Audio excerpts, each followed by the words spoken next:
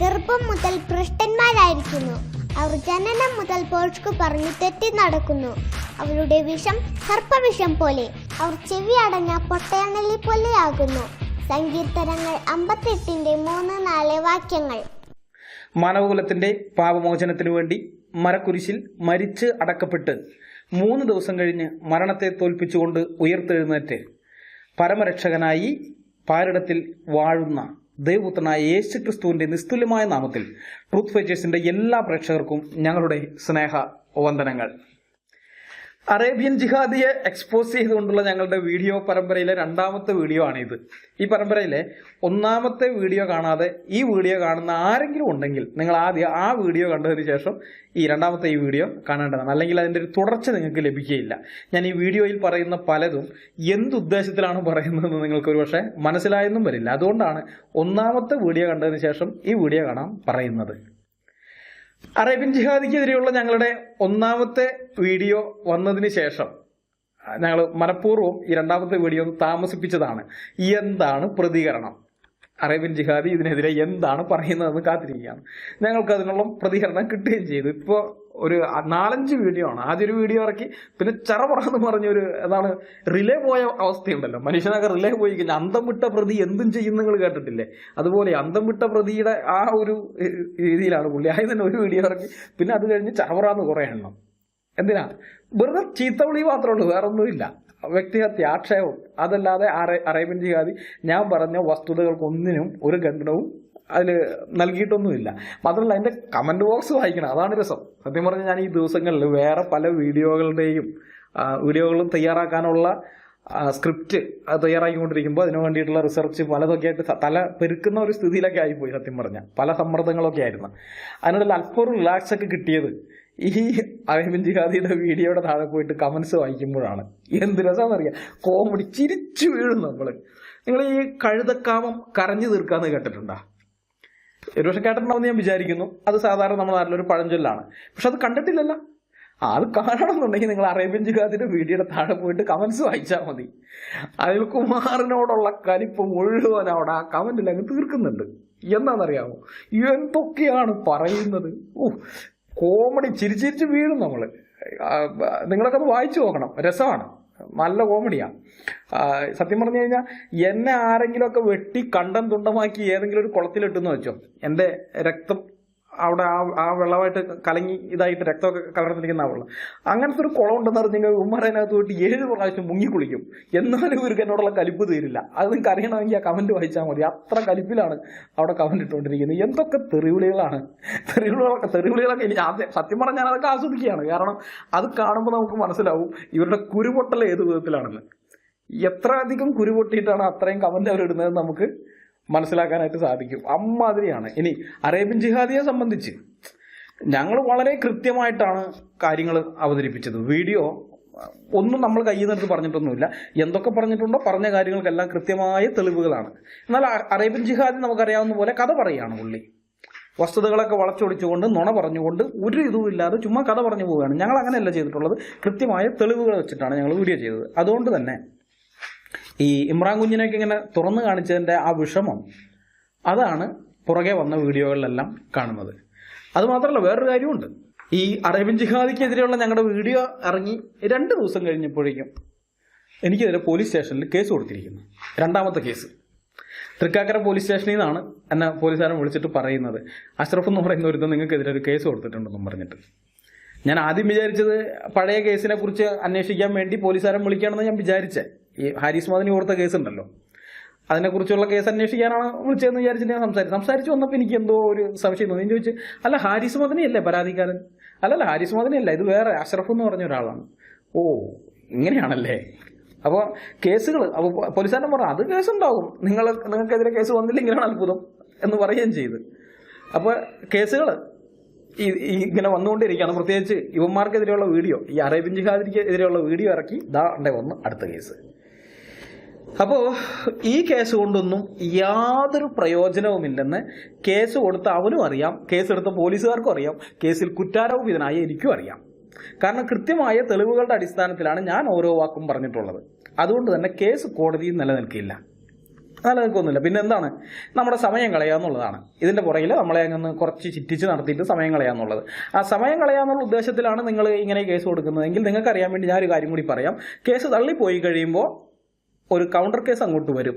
മാനനഷ്ടവും സമയനഷ്ടവും ഒക്കെ എൻ്റെ കളഞ്ഞതിൻ്റെ പേരിൽ നഷ്ടപരിഹാരം ചോദിച്ചുകൊണ്ടുള്ള വേറൊരു കേസ്. പൈസ കിട്ടാൻ വേണ്ടിയിട്ടൊന്നുമല്ല, എനിക്ക് പൈസ ഉണ്ടാക്കാൻ വേണ്ടിയിട്ട് അതിനൊന്നുമല്ല. നിങ്ങളുടെ കയ്യിൽ നിന്ന് ആ പൈസ ചിലവാക്കിക്കണം, അതിനു വേണ്ടിയിട്ട് മാത്രമാണ്, വേറെ ഒന്നിനുമല്ല. അപ്പോൾ എനിക്കെതിരെ കേസ് കൊടുക്കുന്ന എല്ലാവരും ഇതൊന്നും അറിഞ്ഞിരിക്കുന്നത് നല്ലതാണ്. എത്ര കേസുകളിൽ നിങ്ങൾ കൊടുത്തോ, ഈ കേരളത്തിലെ 14 ജില്ലകളിൽ നിങ്ങൾ കേസ് കൊടുത്തോ, എനിക്ക് വേറെ പണിയൊന്നുമില്ല. ഞാനിനി ഓരോ കോടതിയിലേക്കും ഓരോ ദിവസം ഓടിക്കൊണ്ടിരിക്കുന്ന സ്ഥിതിയാണെങ്കിൽ വണ്ടിയിൽ ഇരുന്നുകൊണ്ട് ഞാൻ വീഡിയോ എടുക്കും. വേറെ സമയം എനിക്ക് കിട്ടുന്നില്ല, അത്രമാത്രം തിരക്കിലെ വിടുകയാണെങ്കിൽ ഓടിക്കൊണ്ടിരിക്കുന്ന വണ്ടിയിൽ ഇരുന്നുകൊണ്ട് ഞാൻ നിങ്ങൾക്കെതിരെ വീഡിയോ എടുക്കും. എന്നിട്ടായിരിക്കും പിന്നെ യൂട്യൂബിലൊക്കെ അപ്ലോഡ് ചെയ്യുന്നത്. മാത്രമല്ല, കേസുകളൊക്കെ തീർന്നു കഴിയുമ്പോൾ നഷ്ടപരിഹാരം നിങ്ങളുടെ പോക്കറ്റിൽ നിങ്ങൾ എടുത്തു കൊടുക്കാൻ, അല്ലെങ്കിൽ നിങ്ങളുടെ ഫണ്ട്, ലീഗൽ ജിഹാദിന്റെ ഫണ്ട് അവരോട് ചോദിക്കണം. അവർ തരികയാണെങ്കിൽ കുഴപ്പമൊന്നുമില്ല, നിങ്ങൾക്ക് കയ്യിൽ നിന്ന് പോകില്ല. അല്ലെങ്കിൽ കയ്യിൽ നിന്ന് പോക്കറ്റിൽ നിന്ന് പൈസ പോകുന്നുള്ള കാര്യം കൂടി നിങ്ങളൊന്ന് ഓർത്തിരിക്കുന്നത് നല്ലതാണ്. ഞാനൊന്ന് ഓർമ്മിപ്പിച്ചെന്നേ ഉള്ളൂ, സൂചിപ്പിച്ചെന്നേ ഉള്ളൂ. ഏതായാലും നമുക്ക് അധികം സമയം കളയാതെ വിഷയത്തിലേക്ക് കടക്കാം. മരിയ ഷഹബാസിനെ കുറിച്ച് പുറത്തു വന്ന വാർത്തയുടെ ആധികാരികതയില്ലായ്മയെക്കുറിച്ച് വളരെ ആധികാരികമായി തന്നെ ഈ അറേബ്യൻ ജിഹാദി പറയുന്നത് നമുക്കൊന്ന് കേട്ടു നോക്കാം. പുള്ളി പറയാണ് ഇതൊക്കെ വെറും കളവാണെന്നൊക്കെ പറഞ്ഞുകൊണ്ടാണ്. നമുക്കതൊന്ന് കേട്ടു നോക്കാം. പിന്നെ ഇതാണ് ഞാൻ തെരഞ്ഞെടുപ്പ് കിട്ടിയ ആദ്യത്തെ വെബ്സൈറ്റ്. ഹോപ്പ് ഇന്ത്യ പറഞ്ഞിട്ടൊരു വെബ്സൈറ്റാണ് വരുന്നത്. അതിൽ നല്ല മസാല തേച്ചിട്ടാണ് കൊടുത്തിട്ടുള്ളത്. ക്രിസ്ത്യാനി പെണ്ണിനെ തട്ടിക്കൊണ്ടുപോയി നല്ല ഉഷാർ കഥയാണ് ഹോപ്പ് ഇന്ത്യയിൽ കൊടുത്തിരിക്കുന്നത്. ബാക്കിയുള്ള എല്ലാവരും ഈ വാർത്ത ഒപ്പിയെടുത്തിരിക്കുന്നത് ഈ ഒരു ഹോപ്പ് ഇന്ത്യ എന്നാണ്. ഈ വാർത്തകളുടെ എല്ലാം സോഴ്സ് OP ഇന്ത്യ എന്ന BJP IT സെല്ലിന്റെ വെബ്സൈറ്റ് ആണെന്നും മറ്റുള്ളവരെല്ലാം ഈ OP ഇന്ത്യയെ കോപ്പി അടിക്കുകയായിരുന്നു, OP ഇന്ത്യയിൽ നിന്ന് വാർത്തകളൊക്കെ ഒപ്പിയെടുക്കുകയായിരുന്നു എന്നാണ് ഈ ഇമ്രാൻ കുഞ്ഞ് പറയുന്നത്. ഇതിൽ ഒരു കാര്യം മാത്രമേ സത്യമുള്ളൂ. OP ഇന്ത്യ സംഘപരിവാറിന്റെ നിയന്ത്രണത്തിലുള്ള ഒരു വെബ്സൈറ്റാണ്.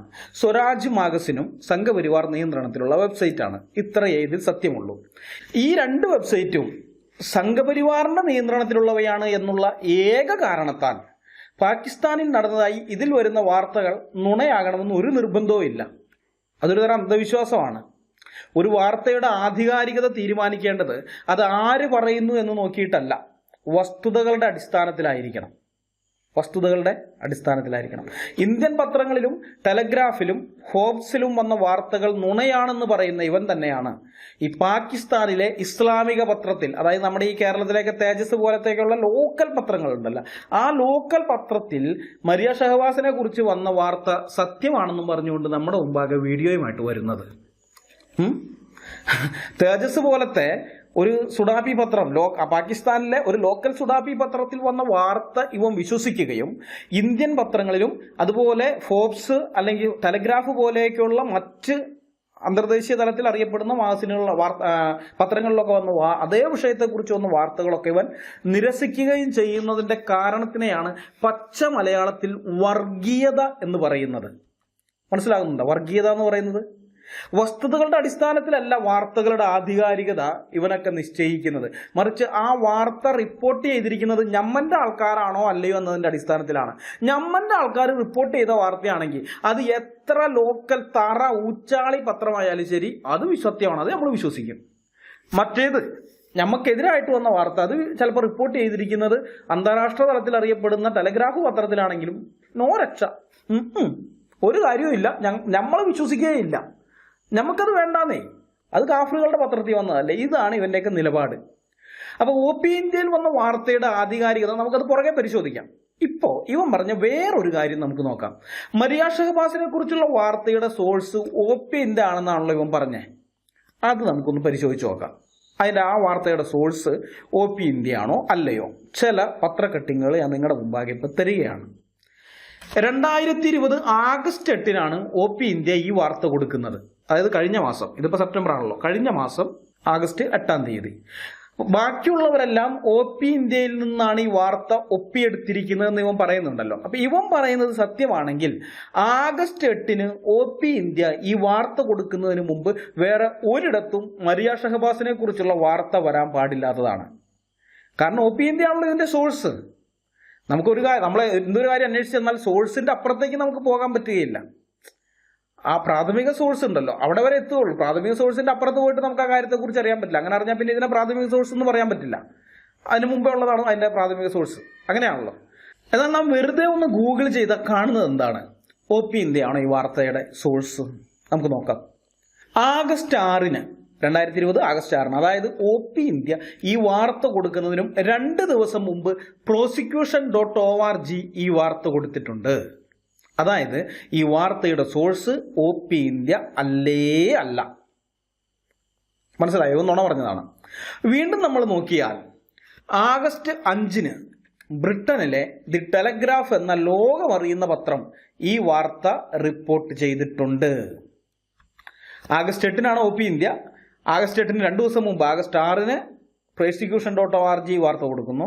അതിനും ഒരു ദിവസം മുമ്പ് ആഗസ്റ്റ് 5-ന് ടെലഗ്രാഫ് പത്രം ഇത് റിപ്പോർട്ട് ചെയ്തിട്ടുണ്ട്. ഇവന്റെയൊക്കെ കണ്ണിൽ ടെലഗ്രാഫ് പത്രം സംഘികളുടെ വെബ്സൈറ്റ് ആയിരിക്കും, സംഘികളുടെയൊക്കെ ചാനലായിരിക്കും. അത് വേറെ കാര്യം.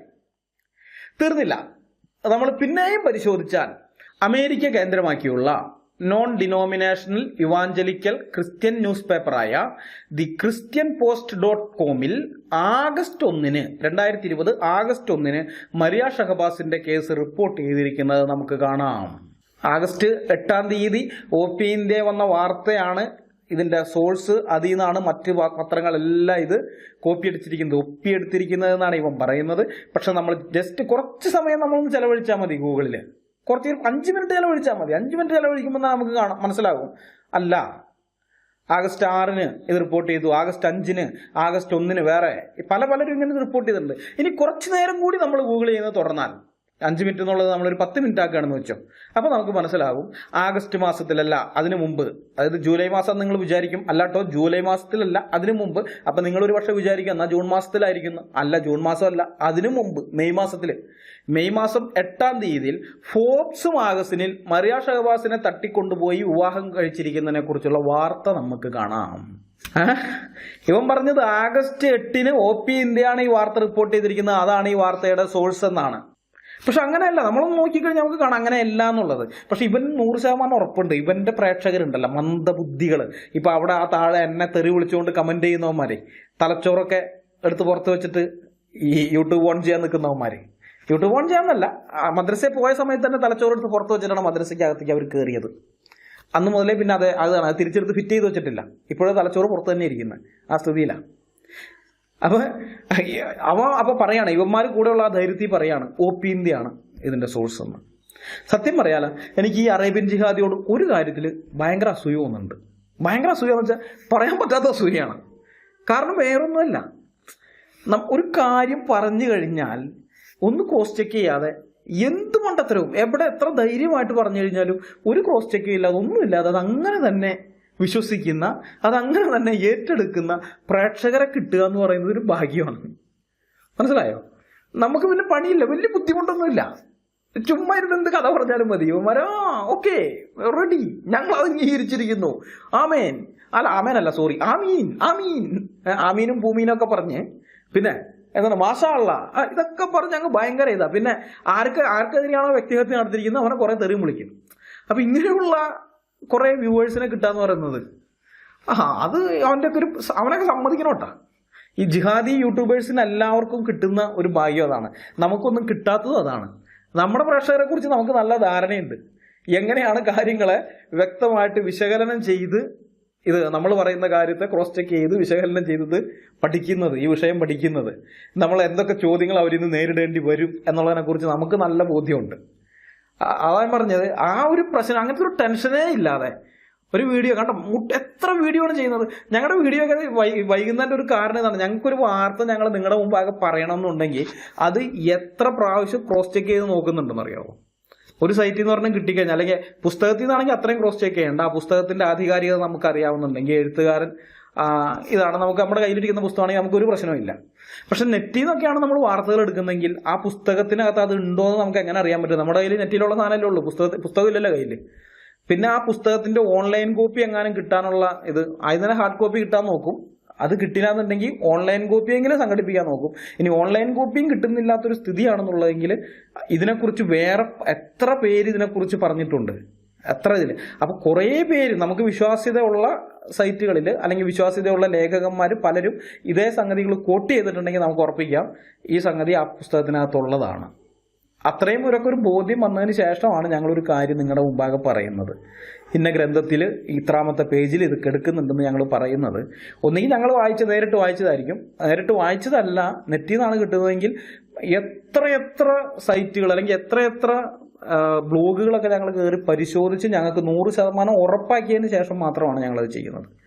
അതുകൊണ്ടാണ് ഞങ്ങളുടെ വീഡിയോ ഒക്കെ വരാൻ ഇത്രയും താമസവും നേരിടുന്നത്. ഇവരൊന്നും ആ പ്രശ്നമില്ല. ഒറ്റ ദിവസം തന്നെ 4, 5, 6 വീഡിയോ ഒക്കെ തള്ളുന്നത് എന്താണെന്നറിയാമോ? ചുമ്മാ ക്യാമറ ഓൺ ചെയ്ത് വെക്കുക, പിന്നെ അങ്ങ് കഥ പറഞ്ഞാൽ മതി. എന്ത് വേണമെങ്കിലും എന്ത് മണ്ടത്തരവും പറയാം. ഞാൻ പറഞ്ഞില്ലേ, മദ്രസയ്ക്കകത്തേക്ക് കയറിയ സമയത്ത് തലച്ചോറ് അഴിച്ചു വെച്ച ടീമുകളാണ് ഇവന്റെ വീഡിയോ കേൾക്കാനിരിക്കുന്നവന് നല്ല ഉറപ്പാണ്. പിന്നെ എന്തിനാ പ്രശ്നം? പേടിക്കേണ്ട കാര്യം എന്താ? എന്ത് വെള്ളം പറഞ്ഞുകൂടെ? അവരങ്ങ് കണ്ണോടച്ച് വിശ്വസിച്ചോളും. അതാണ്. അതുകൊണ്ട് മാത്രമാണ് ഇവൻ ആഗസ്റ്റ് 8-ാം തീയതിയിൽ OP ഇന്ത്യ വാർത്ത കൊടുത്തത്. അതാണ് ഇതിന്റെ സോഴ്സ് എന്ന് പറഞ്ഞത്. ആ ആഗസ്റ്റ് 8-ാം തീയതിയിലെ OP ഇന്ത്യ വാർത്തയാണ് ഇതിന്റെ സോഴ്സ്. മറ്റുള്ളവരെല്ലാം ഈ OP ഇന്ത്യയിൽ നിന്ന് ഒപ്പിയെടുക്കുകയായിരുന്നു പറഞ്ഞതിന്റെ കാരണം ഇതൊന്നു മാത്രമാണ്. ഇവന്റെ വ്യൂവേഴ്സ് ഇവൻ അറിയാം തലച്ചോറില്ലാത്തവരാണെന്ന്. ഇനി നമ്മൾ സിസ്റ്റമാറ്റിക്കലായിട്ട് ആദ്യമേ മുതലേ, അതായത് ക്രോണോളജിക്കൽ ഓർഡറിൽ ഒന്ന് നോക്കാം. ഇപ്പൊ നമ്മൾ പുറകോട്ടാണല്ലോ പോയത്. ഇനി ഒന്ന് ശരിയായിട്ട് ഒരു ക്രോണോളജിക്കൽ ഓർഡറിൽ നമുക്ക് നോക്കിയാൽ പാകിസ്ഥാനിലെ മനുഷ്യാവകാശ പ്രവർത്തകരും ന്യൂനപക്ഷ അവകാശങ്ങൾക്ക് വേണ്ടി നിരന്തരം വാദിക്കുന്നവരും ഈ കേസ് റിപ്പോർട്ട് ചെയ്തിട്ടുണ്ട് നമുക്ക് കാണാം. ഞാനത് ഓരോന്നായി നൽകാം. പാകിസ്ഥാനിലെ പ്രമുഖ മനുഷ്യാവകാശ പ്രവർത്തകനാണ് സാംസൺ സലാമത്ത്. സെന്റർ ഫോർ ഹ്യൂമൻ റൈറ്റ്സ് എഡ്യൂക്കേഷന്റെ ഡയറക്ടറാണ് അദ്ദേഹം. 2020 മെയ് 2-ന് സാംസൺ സലാമത്ത് മറിയ ഷഹബാസിന്റെ കാര്യം പറഞ്ഞുകൊണ്ട് പോസ്റ്റ് ഇടുന്നുണ്ട്. അതാണ് നിങ്ങളിവിടെ കാണുന്നത്. ഫൈസലാബാദുകാരിയായ മരിയ ഷഹബാസിനെ മുസ്ലിങ്ങൾ തട്ടിക്കൊണ്ടുപോകുന്നത് 2020 ഏപ്രിൽ 28-നാണ്. 2020 ഏപ്രിൽ 28. അതായത് തട്ടിക്കൊണ്ടുപോകൽ കഴിഞ്ഞ് 4-ാം ദിവസം തന്നെ പാകിസ്ഥാനിലെ പ്രമുഖ മനുഷ്യാവകാശ പ്രവർത്തകനായ സാംസൺ സലാമത്ത് ഇക്കാര്യം ലോകത്തിന് മുമ്പിൽ അറിയിക്കുന്നുണ്ട്. ആഗസ്റ്റ് 8-ലത്തെ കാര്യമാണല്ലോ. OP ഇന്ത്യക്ക് കൊടുക്കുന്ന ആഗസ്റ്റ് 8-ലെയാണ്. അവസാനമൊക്കെ എത്തുമ്പോഴാണ് OP ഇന്ത്യക്ക് ഈ കേസ് എടുക്കുന്നത് തന്നെ, ഈ വിഷയം അവരുടെ ഇതിനകത്ത് വാർത്തയായിട്ട് കൊടുക്കുന്നത് തന്നെ. പക്ഷെ ഇത് ആദ്യമേ തന്നെ ഉണ്ടായിട്ടുണ്ട്. അതാണ് നമ്മൾ ഇപ്പൊ കണ്ടുകൊണ്ടിരിക്കുന്നത്. പോലീസ് ഈ കേസ് രജിസ്റ്റർ ചെയ്തിട്ടുണ്ട്, പക്ഷെ ഇതുവരെ പെൺകുട്ടിയെ കണ്ടെത്താൻ കഴിഞ്ഞിട്ടില്ല എന്നും ആ പോസ്റ്റിൽ സാംസൺ സലാമത്ത് വ്യക്തമാക്കിയിട്ടുണ്ട്. കൂടാതെ മരിയ ഷഹബാസിന് 14 വയസ്സാണെന്നുള്ള കാര്യവും ആ പോസ്റ്റിൽ അദ്ദേഹം പറയുന്നുണ്ട്. അദ്ദേഹത്തിന്റെ ആ ഫേസ്ബുക്ക് പോസ്റ്റാണ് നിങ്ങളിപ്പോൾ കണ്ടുകൊണ്ടിരിക്കുന്നത്. പാകിസ്ഥാൻ കോടതിയുടെ അന്യായ വിധിക്ക് ശേഷം ആ പോസ്റ്റിൽ മലയാളികളടക്കം പലരും കമന്റ്സ് ഇട്ടത് നിങ്ങൾക്ക് കാണാം. ആ കമന്റ്സിന്റെ പഴക്കം 1 ആഴ്ച 2 ആഴ്ചയൊക്കെയാണ്. എന്നാൽ പോസ്റ്റ് ഇട്ട സമയത്തുള്ള കമന്റുകൾ നിങ്ങൾ നോക്കിയാൽ അത് മലയാളികളൊന്നുമല്ല, പാകിസ്ഥാനികൾ അതിൽ കമന്റ് ഇട്ടിരിക്കുന്നത് കാണാം. അതായത് ആഗസ്റ്റ് 8-ന് OP ഇന്ത്യ ഈ വാർത്ത കൊടുക്കുന്നതിനും 3 മാസങ്ങൾക്ക് മുമ്പ് തന്നെ സംഭവം നടന്ന് 4-ാമത്തെ ദിവസത്തിൽ ഈ വിഷയത്തെക്കുറിച്ച് പാകിസ്ഥാനിലെ മനുഷ്യാവകാശ സംഘടനയായ സെന്റർ ഫോർ ഹ്യൂമൻ റൈറ്റ്സ് എഡ്യൂക്കേഷന്റെ ഡയറക്ടർ സാംസൺ സലാമത്ത് ഈ വാർത്ത റിപ്പോർട്ട് ചെയ്തിട്ടുണ്ട്. അത് കഴിഞ്ഞ് മരിയ ഷഹബാസിന്റെ വാർത്ത കൃത്യമായി ഫോളോ അപ്പ് ചെയ്തുകൊണ്ടിരുന്നത് പാകിസ്ഥാനിലടക്കം പ്രവർത്തിക്കുന്ന അന്തർദേശീയ ക്രിസ്ത്യൻ സന്നദ്ധ സംഘടനയായ aid to the church in need എന്ന ACN ഇന്റർനാഷണൽ ആണ്. അവർ 2020 ജൂൺ 10-ന് കൊടുത്ത വാർത്തയാണ് നമ്മൾ ഈ കാണുന്നത്. 2020 ജൂൺ 10-ന് മരിയ ഷഹബാസിന്റെ കേസിനെ കുറിച്ച് ACN 2020 ജൂലൈ 10-ന്, കൃത്യം 1 മാസം കഴിഞ്ഞ് ജൂലൈ 10-ന് കൊടുത്ത വാർത്തയാണ് നമ്മൾ ഈ കാണുന്നത്.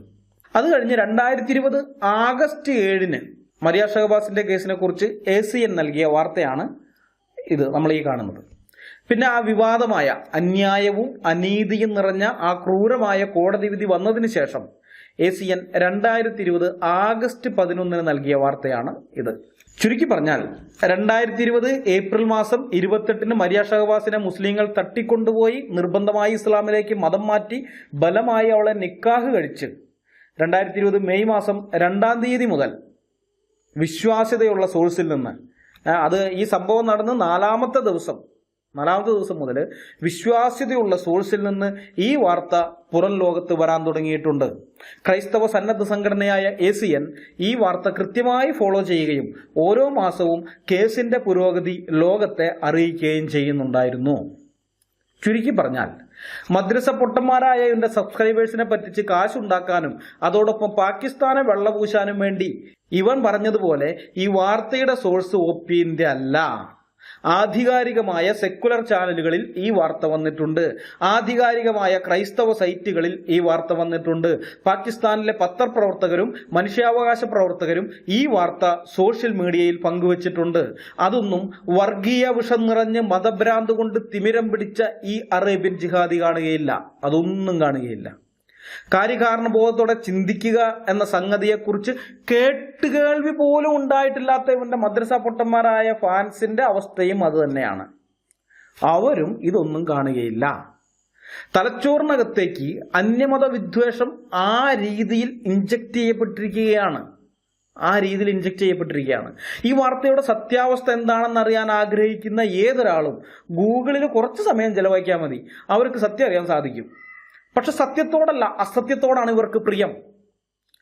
ഇരുളിനോടാണ് ഇവർക്ക് കൂട്ടായ്മ. കാരണം ഇവരെ നയിക്കുന്നത് ഇരുട്ടിന്റെ ആത്മാവാണ്. അതുകൊണ്ട് തന്നെ അവർ ഈ സത്യങ്ങളൊന്നും ഒരിക്കലും അറിയാൻ പോകുന്നില്ല.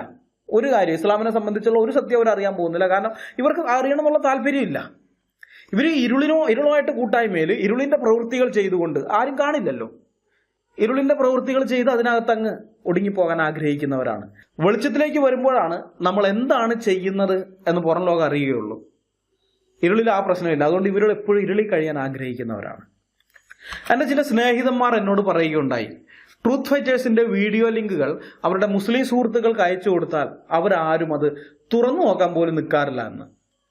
ഇസ്ലാമാണ് ശരി, ഇസ്ലാം വലിയ സംഭവമാണെന്നൊക്കെയുള്ള അവരൊക്കെ പറഞ്ഞുള്ള തള്ളുകളുണ്ടല്ലോ, ആ തള്ളുകളൊക്കെയുള്ള വീഡിയോ ലിങ്കുകൾ ഈ മുസ്ലിം സുഹൃത്തുക്കൾ എൻ്റെ സ്നേഹിതന്മാർക്ക് അയച്ചു കൊടുക്കാറുണ്ട്. അവരൊക്കെ അത് കാണാറുണ്ട്. അപ്പോൾ അത് കണ്ടു കഴിഞ്ഞതിന് ശേഷമാണ് അതിന് മറുപടിയായിട്ട് ഒന്നുകിൽ ട്രൂത്ത് ഫൈറ്റേഴ്സിന്റെ അല്ലെങ്കിൽ സാക്ഷിയുടെയൊക്കെ വീഡിയോ ലിങ്കുകൾ എൻ്റെ സ്നേഹിതന്മാർ അവർക്കും അയച്ചു കൊടുക്കും. പക്ഷെ അവർക്കത് തുറന്നു നോക്കാൻ പേടിയാണ്. തുറന്നു നോക്കാറില്ല. പേടിയുടെ കാരണം വേറൊന്നുമല്ല, ഇതൊക്കെ കേട്ട് കഴിഞ്ഞാൽ ഇസ്ലാമിലുള്ള വിശ്വാസം പോയി പോകുമോ, അള്ളാഹുവിനെയും മുഹമ്മദിനെയും ഖുറാനെയും താൻ അവിശ്വസിക്കുമോ, അങ്ങനെ നരകത്തിലെ ഇന്ധനമായി മാറുമോ, ഇതാണ് ഇവരുടെ പേടി. ആ പേടി കൊണ്ടാണ് അവർ ട്രൂത്ത് ഫൈറ്റേഴ്സിന്റെ അല്ലെങ്കിൽ സാക്ഷിയുടെയോ വീഡിയോകളൊന്നും കാണാൻ നിൽക്കാത്തത്. അതായത് എന്നും കുന്നും അടിമത്തത്തിൽ തന്നെ കഴിയാനാണ്, ഇരുളിൽ തന്നെ കഴിയാനാണ് ഇവർ ആഗ്രഹിക്കുന്നത്. അതാണ് ഇവരുടെ ആഗ്രഹം.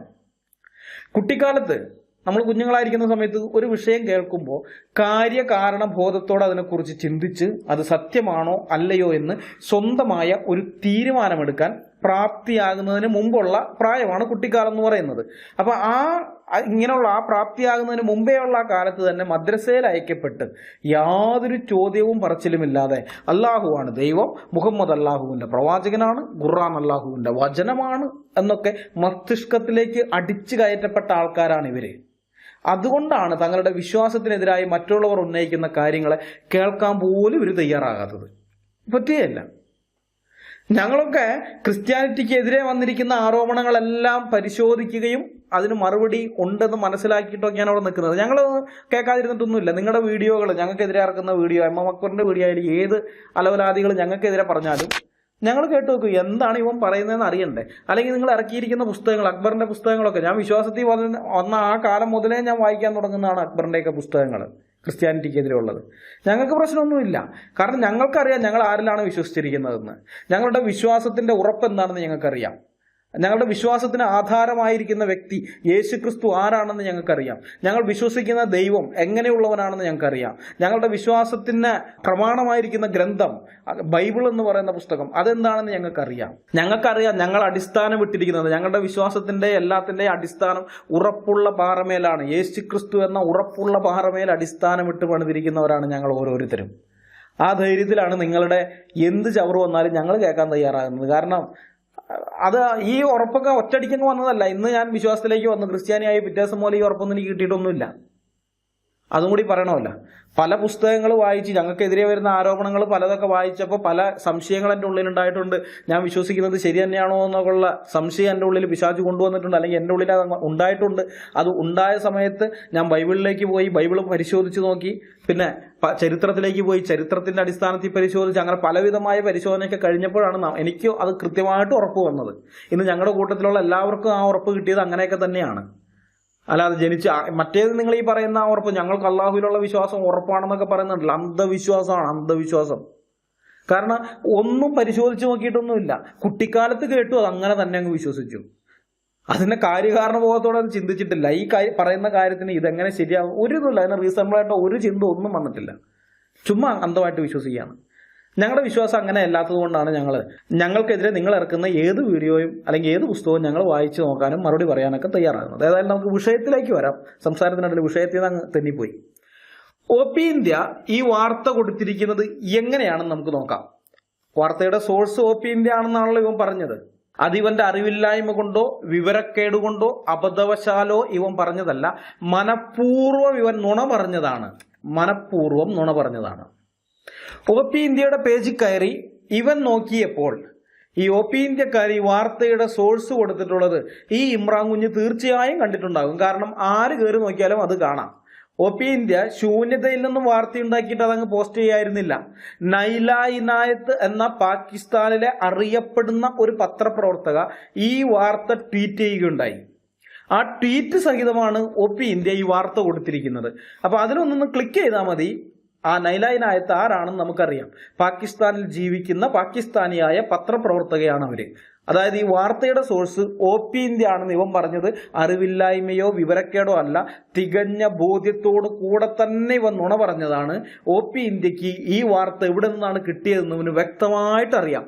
ആ പേജ് ഓപ്പൺ ചെയ്ത് നോക്കുന്ന ഏതൊരാൾക്കും അത് അറിയാൻ പറ്റും.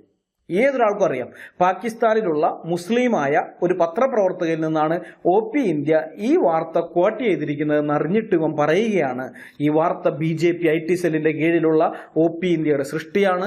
അവരിൽ നിന്ന് മറ്റുള്ളവരെല്ലാം ഈ വാർത്ത ഒപ്പിയെടുക്കുകയാണ് ചെയ്തത്. അങ്ങനെയാണ് ഇത് ലോകമെങ്ങും പരന്നത് എന്ന്. ഇസ്ലാം മതം എങ്ങനെയാണ് ഒരു മനുഷ്യനെ അന്ധമായ വർഗീയതയിലേക്കും മതഭ്രാന്തിലേക്കും നയിക്കുന്നതെന്നറിയാൻ ഈ അറേബ്യൻ ജിഹാദിയെ നിങ്ങൾ നോക്കിയാൽ മതി. 14 വയസ്സുള്ള ഒരു പെൺകുട്ടിയെ പാകിസ്ഥാനിൽ തട്ടിക്കൊണ്ടുപോയി നിർബന്ധിച്ച് മതം മാറ്റുകയും അവളെ വിവാഹം കഴിക്കുകയും ചെയ്ത കേസ് സത്യമാണെന്നറിഞ്ഞിട്ടും ഇസ്ലാമിനെയും അതിലേറെ പാകിസ്ഥാനെയും ന്യായീകരിക്കാൻ വേണ്ടി ഇത്രയേറെ കള്ളം ചമയ്ക്കാൻ ഇവനെപ്പോലെ മതഭ്രാന്ത് പിടിച്ചവർക്കല്ലാതെ വേറെ ആർക്കാണ് സാധിക്കുക? ആർക്കാ സാധിക്കാതെ? ആ പെൺകുട്ടിക്ക് നീതി ലഭിക്കാൻ വേണ്ടി ഒരു ക്യാമ്പയിൻ ആരംഭിച്ചപ്പോൾ അതിനെ പരിഹസിച്ചുകൊണ്ട് അത് BJP IT സെല്ലും അവരുടെ ആസനം താങ്ങികളായ കുരിശ് കൃഷിക്കാരും കൂടി പാകിസ്ഥാനെയും ഇസ്ലാമിനെയും മോശമായി ചിത്രീകരിക്കാൻ വേണ്ടി പടച്ചുവിട്ട കള്ളക്കഥകളാണെന്ന് പറഞ്ഞ് പരിഹസിക്കാൻ നടക്കുന്ന ഇവനെയൊക്കെ മനുഷ്യന്റെ ഗണത്തിൽ കൂട്ടാൻ പറ്റുന്നതാണോ? ഇവനെയൊക്കെ മനുഷ്യനായിട്ട് നമുക്ക് കൂട്ടാൻ പറ്റുമോ? കാശ്മീരിൽ ആസിഫ കൊല്ലപ്പെട്ടപ്പോൾ അതിന്റെ പേരിലുണ്ടായ ക്യാമ്പയിനിൽ ഞാനും പങ്കെടുത്തിട്ടുണ്ട്. ഫേസ്ബുക്കിൽ പോയിട്ട് നിങ്ങൾ എൻ്റെ ടൈം ലൈൻ ഒന്ന് പരിശോധിച്ച് നോക്കിയാൽ മതി. ആ സമയത്ത് കാണാം ഒരു 19 വീഡിയോയെങ്കിലും അല്ലെങ്കിൽ 19 പോസ്റ്റുകളെങ്കിലും ആസിഫ വിഷയത്തിൽ ഞാൻ ഷെയർ ചെയ്തത് നിങ്ങൾക്ക് അവിടെ കാണാം. ഞാൻ എഴുതിയതും കാണാം. അപ്പൊ ആസിഫയ്ക്ക് നീതി കിട്ടണമെന്ന് പറഞ്ഞ് ഇന്ത്യയിൽ കിടന്ന് പ്രകടനം നടത്തുന്നവനൊക്കെ പക്ഷേ പാകിസ്ഥാനിൽ 100 ആസിഫമാരുണ്ടായാലും അതിനെതിരെ പ്രതികരിക്കില്ല എന്നത് പോട്ടെ, പ്രതികരിക്കുന്നവരെ പരിഹസിക്കാനും നടക്കും. അതും ചെയ്യും. ഇവന്റെ പെൺമക്കൾക്ക് ഇങ്ങനെ സംഭവിക്കട്ടെ, അപ്പോൾ ഇവനിതിന്റെ വിഷമം മനസ്സിലാകുമെന്നാണ് പറയേണ്ടത്. പക്ഷെ ഞാൻ അങ്ങനെ പറയുന്നില്ല. ഇവന്റെ എന്നല്ല, ഒരാളുടെയും പെൺമക്കൾക്ക് ഇങ്ങനെ സംഭവിക്കാതിരിക്കട്ടെ എന്ന് പറയാൻ പറ്റും. അങ്ങനെ എനിക്ക് പറയാൻ പറ്റും. കാരണം 2 പെൺമക്കൾ എനിക്കും ഉണ്ട്. അതുകൊണ്ട് മാത്രമാണ് ഞാൻ ആ കാര്യം ഇവനോട് പറയാത്തത്. നമുക്ക് ഇവന്റെ അടുത്ത ക്ലിപ്പ് കേൾക്കാം. പിന്നെ രണ്ടാമത്തെ persecution.com അതും പാകിസ്ഥാൻ അത് ഇതൊക്കെ എഴുതും. പക്ഷെ ലാസ്റ്റ് ഇന്ത്യയിലെ കൊണ്ടിട്ടാവും. ഇന്ത്യൻ വെബ്സൈറ്റ് ആണ്, ഇന്ത്യയിൽ പോയിട്ട് അവസാനിക്കുക. അവന്റെ ബോഡി ലാംഗ്വേജും മുഖഭാവവും നിങ്ങൾ ശ്രദ്ധിച്ചോ? പാകിസ്ഥാനും ഇസ്ലാമിനും വേണ്ടി തക്കിയ പ്രയോഗിക്കുമ്പോൾ അവൻ അനുഭവിക്കുന്ന അനിർവചനീയമായൊരു ആഹ്ലാദം അത് എത്രത്തോളം ഉണ്ടെന്ന് ആ ബോഡി ലാംഗ്വേജ് നമുക്ക് കാണിച്ചു തരുന്നുണ്ട്. persecution.org ഇന്ത്യൻ വെബ്സൈറ്റ് ആണ്. സംഘികളുടെ IT സെല്ലിക്ക് അതിന് കീഴിൽ വരുന്നതാണെന്നാണ് ഇവൻ പറയുന്നത്. വാസ്തവം പറഞ്ഞ സംഘികൾക്കെതിരെ ഇത്രയധികം വാർത്ത കൊടുക്കുന്ന മറ്റൊരു അന്താരാഷ്ട്ര ക്രിസ്ത്യൻ വെബ്സൈറ്റ് ഇല്ല എന്ന് തന്നെ പറയാം. 1995 അമേരിക്കയിൽ സ്ഥാപിതമായ ഇന്റർനാഷണൽ ക്രിസ്ത്യൻ കൺസേൺ അഥവാ ICC എന്നറിയപ്പെടുന്ന ലോകത്തിന്റെ പല ഭാഗങ്ങളിൽ പീഡിപ്പിക്കപ്പെട്ടുകൊണ്ടിരിക്കുന്ന ആൾക്കാർക്ക് വേണ്ടി സംസാരിക്കുന്ന ക്രിസ്ത്യൻ മനുഷ്യാവകാശ സംഘടനയുടെ വെബ്സൈറ്റാണ് persecution.org. അതിനെയാണ് ഇവൻ ഇന്ത്യൻ വെബ്സൈറ്റാക്കി മാറ്റിയിരിക്കുന്നത്. മനുഷ്യാവകാശങ്ങളെപ്പറ്റി പൊതുജന അവബോധം വളർത്തുന്നതിനും പീഡിപ്പിക്കപ്പെടുന്ന ക്രിസ്ത്യാനികൾക്ക് വേണ്ടി വാദിക്കുന്നതിനുമാണ് ഇന്റർനാഷണൽ ക്രിസ്ത്യൻ കൺസേൺ എന്ന സംഘടന പ്രവർത്തിക്കുന്നത്. പീഡിപ്പിക്കപ്പെടുന്ന ക്രിസ്ത്യാനികളെ ആത്മീയവും മറ്റ് പ്രായോഗികവുമായ മാർഗങ്ങളിലൂടെ ICC സഹായിക്കുന്നു. മതസ്വാതന്ത്ര്യം സംരക്ഷിക്കുന്നതിനുള്ള നയങ്ങൾ പ്രാബല്യത്തിൽ വരുത്തുന്നതിന് ഗവേഷണവും വിലയിരുത്തലും നൽകുന്നതിന് അമേരിക്കൻ കോൺഗ്രസിനെയും എക്സിക്യൂട്ടീവ് ബ്രാഞ്ചിനെയും ഈ സംഘടന സഹായിക്കുകയും ചെയ്യുന്നുണ്ട്. അവരുടെ ഡിസ്ക്രിപ്ഷനിൽ ചെന്നാൽ നമുക്ക് കാണാം, അവർ കൊടുത്തിരിക്കുന്നതാണ്. ഇനി ആ വെബ്സൈറ്റ് നമ്മളൊന്ന് എടുത്ത് പരിശോധിച്ചാൽ, ആ വെബ്സൈറ്റ് നമ്മളൊന്ന് എടുത്ത് നോക്കിക്കഴിഞ്ഞാൽ ഉത്തരേന്ത്യയിൽ ക്രിസ്ത്യാനികൾക്കെതിരെ സംഘപരിവാർ നടത്തുന്ന പീഡനങ്ങളും അതുപോലെ ഇറാനിലെ ക്രിസ്ത്യാനികൾ നേരിടുന്ന പീഡനങ്ങളും മലേഷ്യയിലെ ക്രിസ്ത്യാനികൾ അനുഭവിക്കുന്ന പീഡനങ്ങളും അൾജീരിയയിലെ ക്രിസ്ത്യാനികൾ അനുഭവിക്കുന്ന പീഡനങ്ങളും പാകിസ്ഥാനിലെ ക്രിസ്ത്യാനികൾ അനുഭവിക്കുന്ന പീഡനങ്ങളും ക്രൈസ്തവ പീഡനങ്ങൾ കരുതി വരുത്താൻ വേണ്ടി ഒരു അൾജീരിയൻ പ്രസിഡന്റിന് കത്തയച്ചതും ഇന്തോനേഷ്യയിലെ ക്രിസ്ത്യാനികൾ അനുഭവിക്കുന്ന പീഡനങ്ങളും നൈജീരിയയിലെ ക്രിസ്ത്യാനികൾ അനുഭവിക്കുന്ന പീഡനങ്ങളും ഫിലിപ്പീൻസിലെ ക്രിസ്ത്യാനികൾ അനുഭവിക്കുന്ന പീഡനങ്ങളും തുർക്കിയിലെ ക്രിസ്ത്യാനികൾ അനുഭവിക്കുന്ന പീഡനങ്ങളും മ്യാൻമാറിലെ ക്രിസ്ത്യാനികൾ അനുഭവിക്കുന്ന പീഡനങ്ങളും ചൈനയിലെ ക്രിസ്ത്യാനികൾ അനുഭവിക്കുന്ന പീഡനങ്ങളും ബോക്കോ ഹറാമിന്റെ ക്രൂരതകളും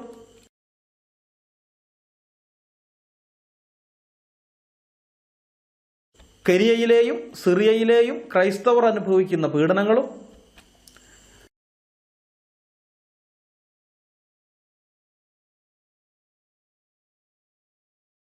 മുസ്ലിം രാജ്യമായ മാലിയിലെ ക്രിസ്ത്യാനികൾ അനുഭവിക്കുന്ന പീഡനങ്ങളും നൈജീരിയയിലെ ക്രിസ്ത്യാനികൾ അനുഭവിക്കുന്ന പീഡനങ്ങൾ, ഈജിപ്തിലെ ക്രിസ്ത്യാനികൾ നേരിടുന്ന പീഡനങ്ങളെയും കുറിച്ചൊക്കെ persecution.org റിപ്പോർട്ട് ചെയ്തിട്ടുണ്ട്.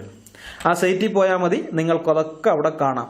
ഉത്തരേന്ത്യയിൽ നടക്കുന്ന ക്രൈസ്തവ പീഡനങ്ങളെക്കുറിച്ച് ധാരാളം റിപ്പോർട്ടുകൾ അവർ നൽകിയിട്ടുണ്ട്, ഇപ്പോഴും നൽകിക്കൊണ്ടിരിക്കുന്നുമുണ്ട്. അപ്പൊ ഇന്റർനാഷണൽ ക്രിസ്ത്യൻ കൺസേൺ ഏതൊക്കെ രാജ്യങ്ങളിലാണ് പ്രവർത്തിക്കുന്നത് എന്നുള്ള കാര്യം അവർ കൊടുത്തിട്ടുണ്ട്. അവർ പ്രവർത്തിക്കുന്ന രാജ്യങ്ങളുടെ, ഇന്റർനാഷണൽ ക്രിസ്ത്യൻ കൺസേൺ പ്രവർത്തിക്കുന്ന രാജ്യങ്ങളുടെ മാപ്പാണ് ഈ കാണുന്നത്. അമേരിക്ക കേന്ദ്രീകരിച്ചുകൊണ്ട് ലോകം മുഴുവൻ പ്രവർത്തിക്കുന്ന ഈ കൂട്ടരെ കുറിച്ചാണ് ഇമ്രാൻ കുഞ്ഞ് പറയുന്നത് പാകിസ്ഥാനെ ലോകത്തിന്റെ മുമ്പിൽ നാണം കെടുത്താൻ വേണ്ടി BJP IT സെല്ല് തട്ടിക്കൂട്ടി ഉണ്ടാക്കിയ ഇന്ത്യൻ വെബ്സൈറ്റ് ആണിതെന്ന്.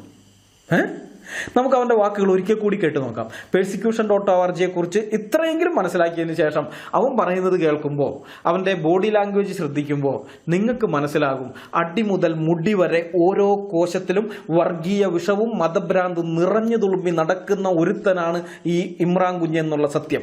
മാത്രമല്ല അവന്റെ വ്യൂവേഴ്സ് ആയിരിക്കുന്നവര് ഇത് അങ്ങനെ തന്നെ ആസ്വദിക്കുന്നവരുമാണ്. ഇതേ മതഭ്രാന്ത് അവരുടെ ഉള്ളിലും ഒട്ടും കുറയാതെ തന്നെ ഉണ്ട്. ആ ക്ലിപ്പ് നമുക്കൊന്ന് കേട്ടു നോക്കാം. പിന്നെ രണ്ടാമത്തെ persecution.com, അതും പാകിസ്ഥാൻ അത് ഇതൊക്കെ എഴുതും, പക്ഷെ ലാസ്റ്റ് ഇന്ത്യയിലെ കൊണ്ടിട്ട് ഇന്ത്യൻ വെബ്സൈറ്റ് ആണ്, ഇന്ത്യയിൽ പോയിട്ട് അവസാനിക്കുക. 10 വർഷത്തിന് മുകളിലായി ഞാൻ സോഷ്യൽ മീഡിയയിൽ ആക്റ്റീവാണ്.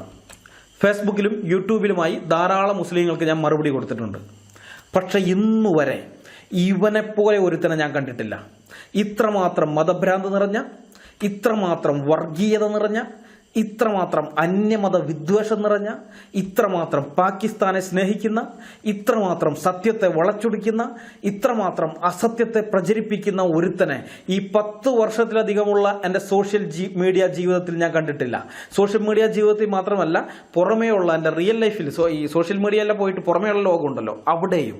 ഇപ്പം എനിക്ക് 44 വയസ്സായി. ഈ 44 വർഷത്തിനിടയിൽ ഇങ്ങനെ ഒരുത്തനെ ഞാൻ കണ്ടിട്ടില്ല. ഇവനെയൊക്കെ താങ്ങി നടക്കുന്ന മുസ്ലിങ്ങളുടെ അവസ്ഥ ഓർക്കുമ്പോഴാണ് സഹതാപം തോന്നുന്നത്. ഇവനൊക്കെ ഇത്ര വർഗീയത നിറഞ്ഞ ഒരുത്തനെ പൊക്കിക്കൊണ്ട് നടന്ന് അവന് കീജയി വിളിച്ചുകൊണ്ട് നടക്കുന്ന കുറെ എണ്ണം ഉണ്ടല്ലോ. കഷ്ടം എന്നല്ലാതെ വേറെ ഒന്നും പറയാനില്ല. നമുക്ക് അറേബ്യൻ ജിഹാദിയുടെ അടുത്ത ക്ലിപ്പ് കേട്ട് നോക്കാം. പിന്നെ ബർണാബ് ഷോ പറഞ്ഞൊരു വെബ്സൈറ്റ്, അത് ക്രിസ്ത്യാനികളുടെ വെബ്സൈറ്റ് ആണ്. ബർണാബ് ഷോ അല്ല ചങ്ങാതി, ബർണബാസ് ഫണ്ടാണ്.